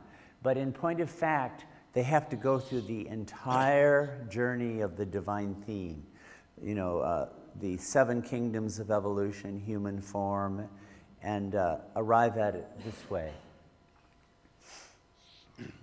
So that's infinite consciousness and infinite unconsciousness. It's quite a magnificent explanation that Baba has given here. Yeah. Then how about this 6th plane where it is said that the inner eye is open and the aspirant sees God everywhere in everything, but that unity is not there. So what form he sees actually? Yeah. What form is the person on the 6th plane? Yeah. Yeah.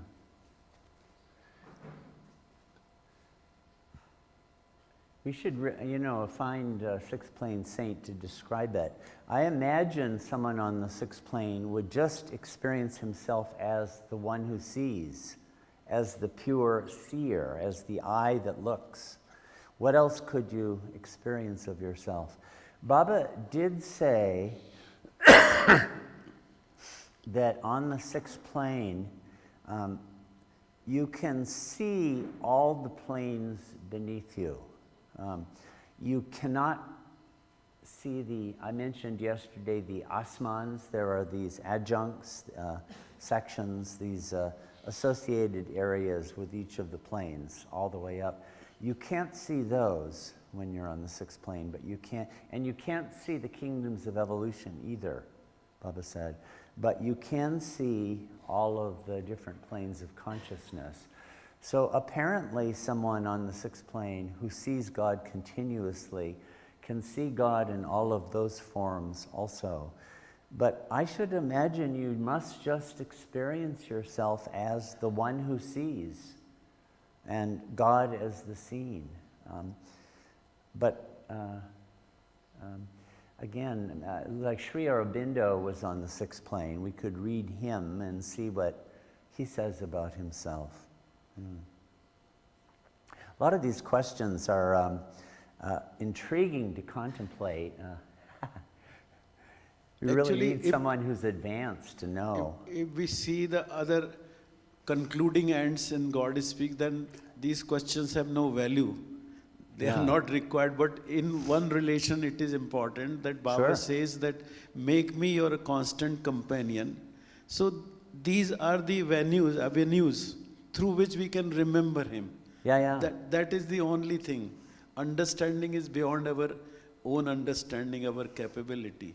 But at least we feel connected to him. Sure. It's good to ask these questions. I actually think that oftentimes these questions that come up with respect to God Speaks are quite unanswerable, and that's rather good for the mind to be at a nutcracker like that, because these impossible paradoxes can help the mind to go beyond itself. By the way, God speaks, there is a lot that is not in God speaks also.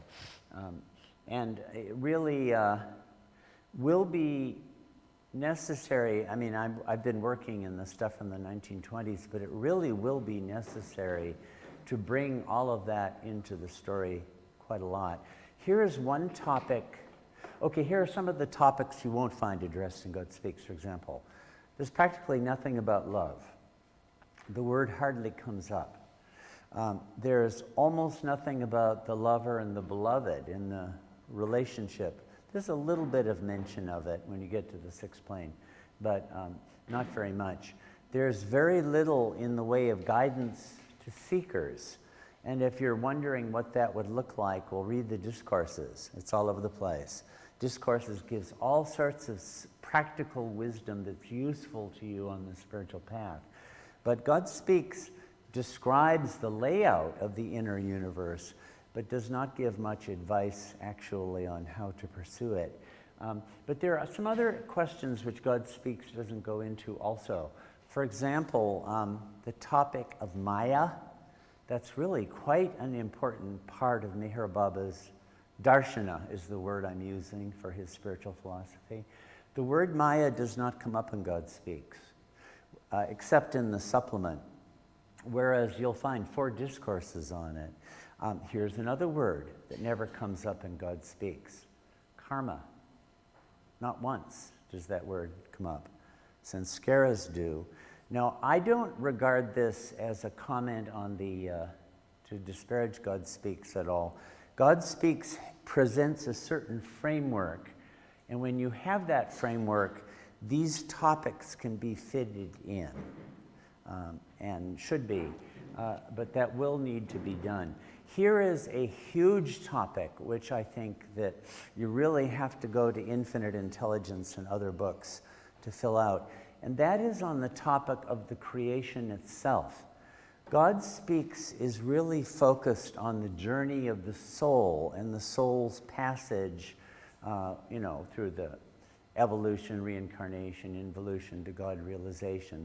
That whole topic of things really is Baba's focus. But he doesn't really explain the creation as such very much. And I know when I was first coming to Baba, I became aware of this, and I was puzzled by it. For example, you've got, let's say, a stream of water, and it hits a rock, and there's a splash that goes up, and a drop flies up into the air. Is that a drop soul? Which of the 7 kingdoms does it fit into?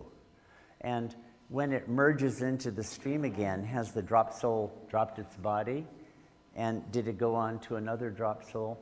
I remember Erich trying to explain things like this. We were at Meherabad, and he was saying, anything that you can imagine to exist, exists. And he gave an example. Somebody, what is the kind of camera? Nike? Is that a camera? Huh? Nikon, a Nikon camera.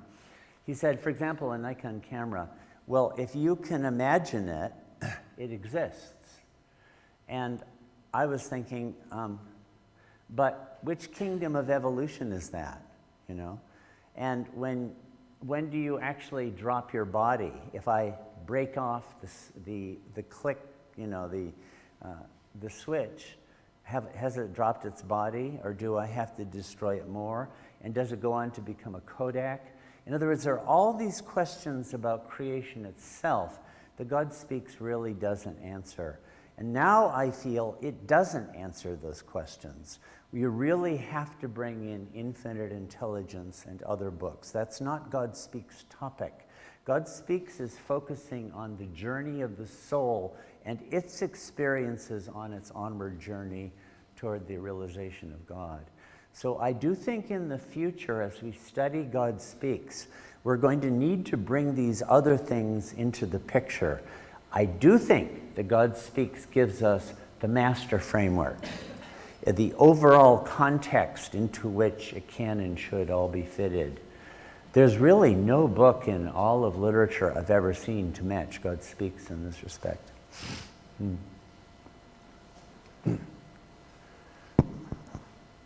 Other?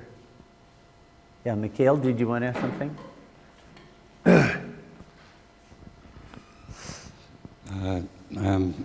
Maybe you say some few words about involution of archangels, how they incarnate to human body and start a journey to realization, from which plane, from gross or from mental plane. This is archangels, yeah. Yes. I know there's only very passing reference to them in God Speaks. Baba does mention Creator, Preserver, Destroyer. What is it? Israel. I forget the Arabic names he gives for these three archangels that are Creator, Preserver, Destroyer. He does mention that. In creation, I keep mentioning creation and its causes, but it does have a lot on this. It does mention on these different asmans, different angelic spirits that are there. Particularly, the third plane, there are three asmans, three associated with it. One of them is called Indrapad. Indra is the king of the gods in Vedic lore. And this is a realm of devas and devis. And apparently these are spirits that have abided within this inner realm, but never descended all the way to the gross sphere and don't have gross bodies at all. And Baba does seem to mention this. He says at the moment of Mahapralaya, all of them have an opportunity to, I'll simplify it, get God realization. They have one moment where they could do that. But otherwise, they are in a state where Baba says they continuously enjoy and never suffer, but they do long for a human body because that's the only way they can get God realized. There does also seem to be this route for angels. This is not archangels, this would just be regular rank and file angels of the third plane. Apparently they can incarnate in human form in one incarnation and then get liberation. Apparently that is there for them. So that's how much that I know about it from these books.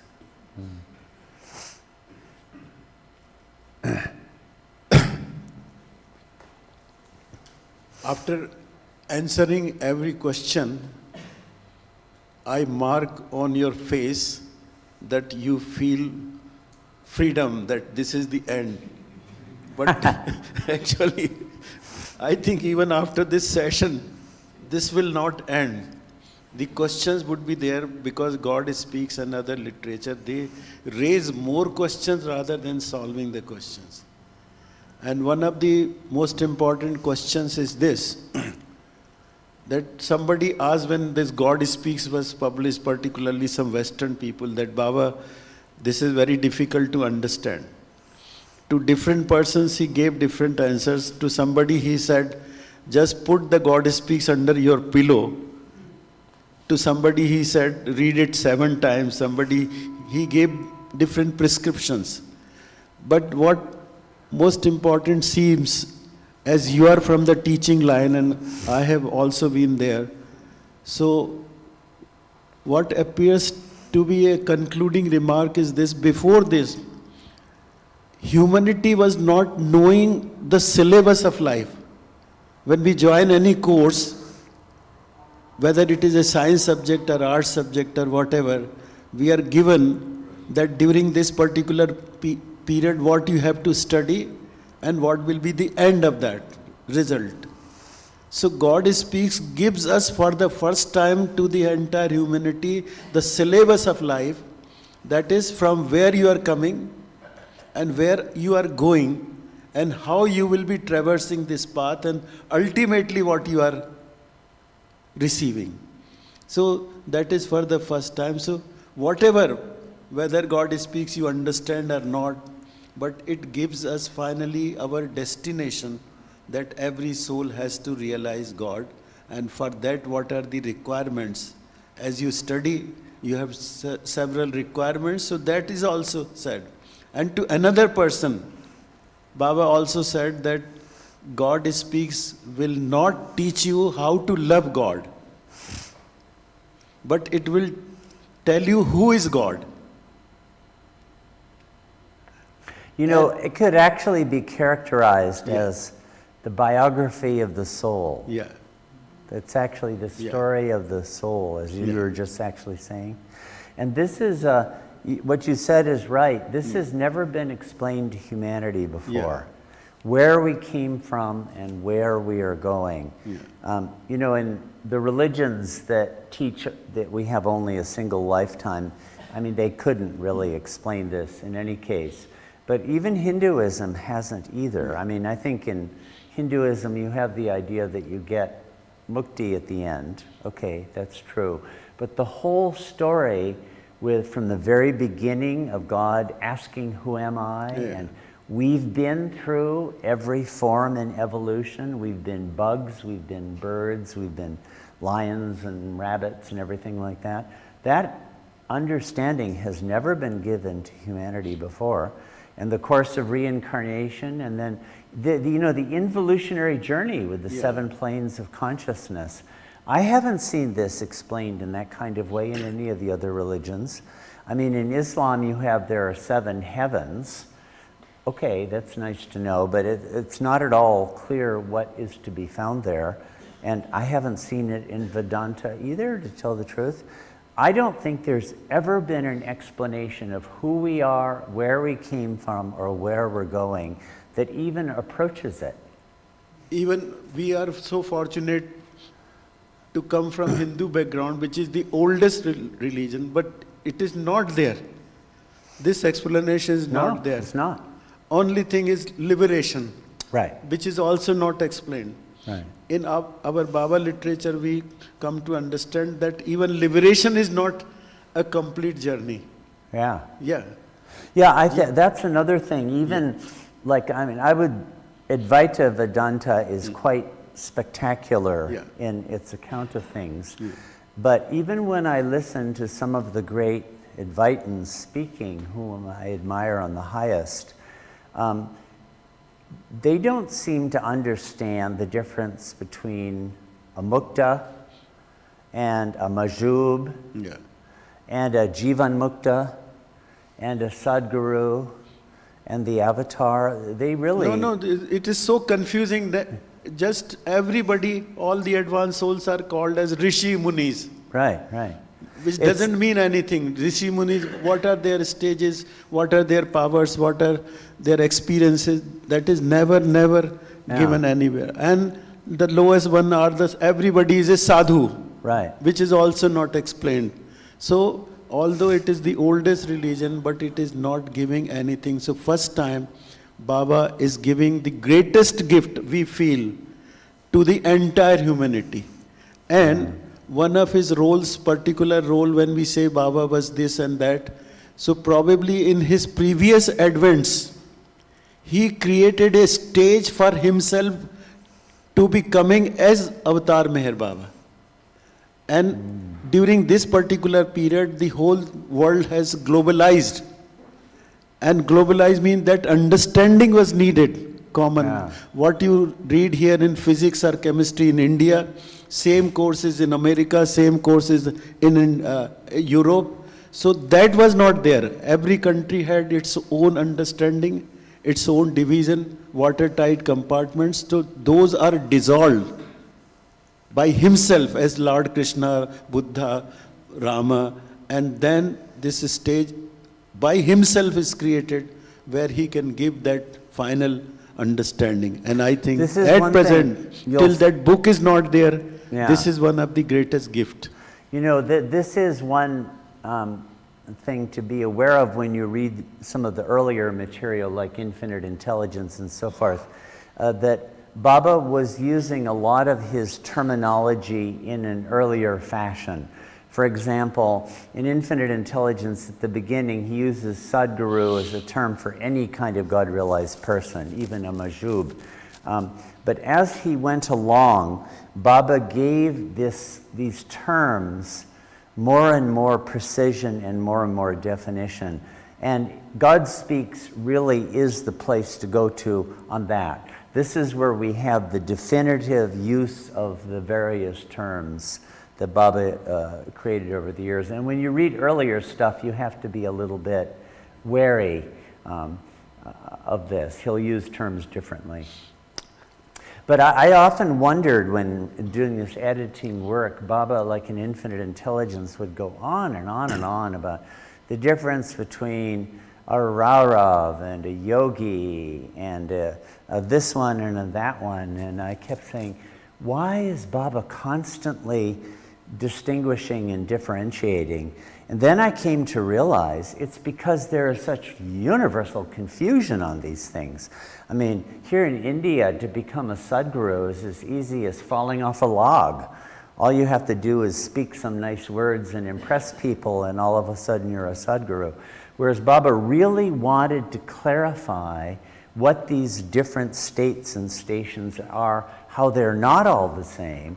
If you go to a Majub, you're going to a God-realized person who doesn't even know that you're there, for example. Whereas in other explanations, you don't find anything like this.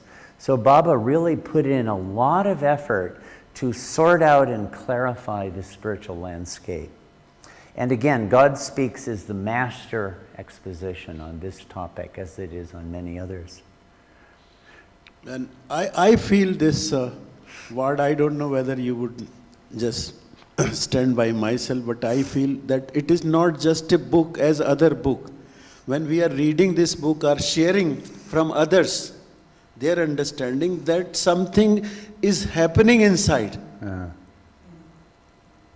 You know, some receptivity is there, something is happening. I would strongly, God Speaks is more appealing to some people than to others. Some people find it very forbidding and very challenging. But I do think that for people who find it that way, reading it in groups can be a very good way of approaching it. Because then you have other people and you can discuss and you can have some kind of engagement. Otherwise, the mind can kind of wander off and you forget what you've read. So I really, there's a lot of this going on in the Baba world, including Zoom groups and all kinds of things. And I think this is a marvelous way of doing it. A lot of times when there are certain parts of God Speaks, especially chapter 8, that very long chapter 8, that are extremely difficult, actually. But I would really say don't give up on it. If you, particularly with a group of people, if you have people who understand it somewhat and who can go over things, it really does make sense. And some of the most difficult parts, once you understand them, are most amazing. They're really, really illuminating, and they're really worth the effort. So if you're reading it and finding it difficult, I would really suggest don't give up on that. And again, with groups of people, not everyone, there are some solitary, hermits who like to read on their own. But for a lot of people, I do think reading in groups is an excellent way to approach the book. And before concluding this, I share my personal experience. For the first time, I read this book in 1962, and I was asking one of the old Baba lovers to give me something to read. I had my vacation. So he said, first thing in that particular period, very little Baba literature was there. And he said that I have only one book, that is God Speak, and I would not give it to you because you would not understand. So I said, no, please give it to me. And when I started reading, actually I was in a totally different world, as if I am seeing a film, active film, and everything was getting absorbed. That was my first experience, and till that time, still today, I have read it 70 times, that book repeated. And every time when I read it, I find something on which my attention was not focused. And suddenly something new, something is given, gifted and manifested. Yeah. And that is the beauty of God Speaks. That means by reading 1 or 2 times, you cannot claim that you have understood everything and you got everything. It has ever fresh something more to give you, some new thing which you might have skipped in previous readings. Baba keeps adding in new material. Yeah, yes. You know, it's like, it's always new things keep appearing. But I would also suggest this for people who are reading it and they're saying, I'm just at sea, I don't understand any of it. I would like to suggest a lot of you really are understanding it better than you think. The language is very highly repetitive, which can cause you to think that you haven't understood it, because why would Baba be repeating otherwise? But I think part of the purpose of that language is so that we don't just understand it, but so that we really absorb it. Do you know in cooking there's something called marinating? Yeah. Where you put something and you cook it for 48 hours so that the flavor really permeates. I think a lot of the style of God Speaks has the purpose of having us not just understand ideas, but marinate in them. Let me say this one thing, experience I had with Infinite Intelligence when I was editing it, because I think it pertains to this.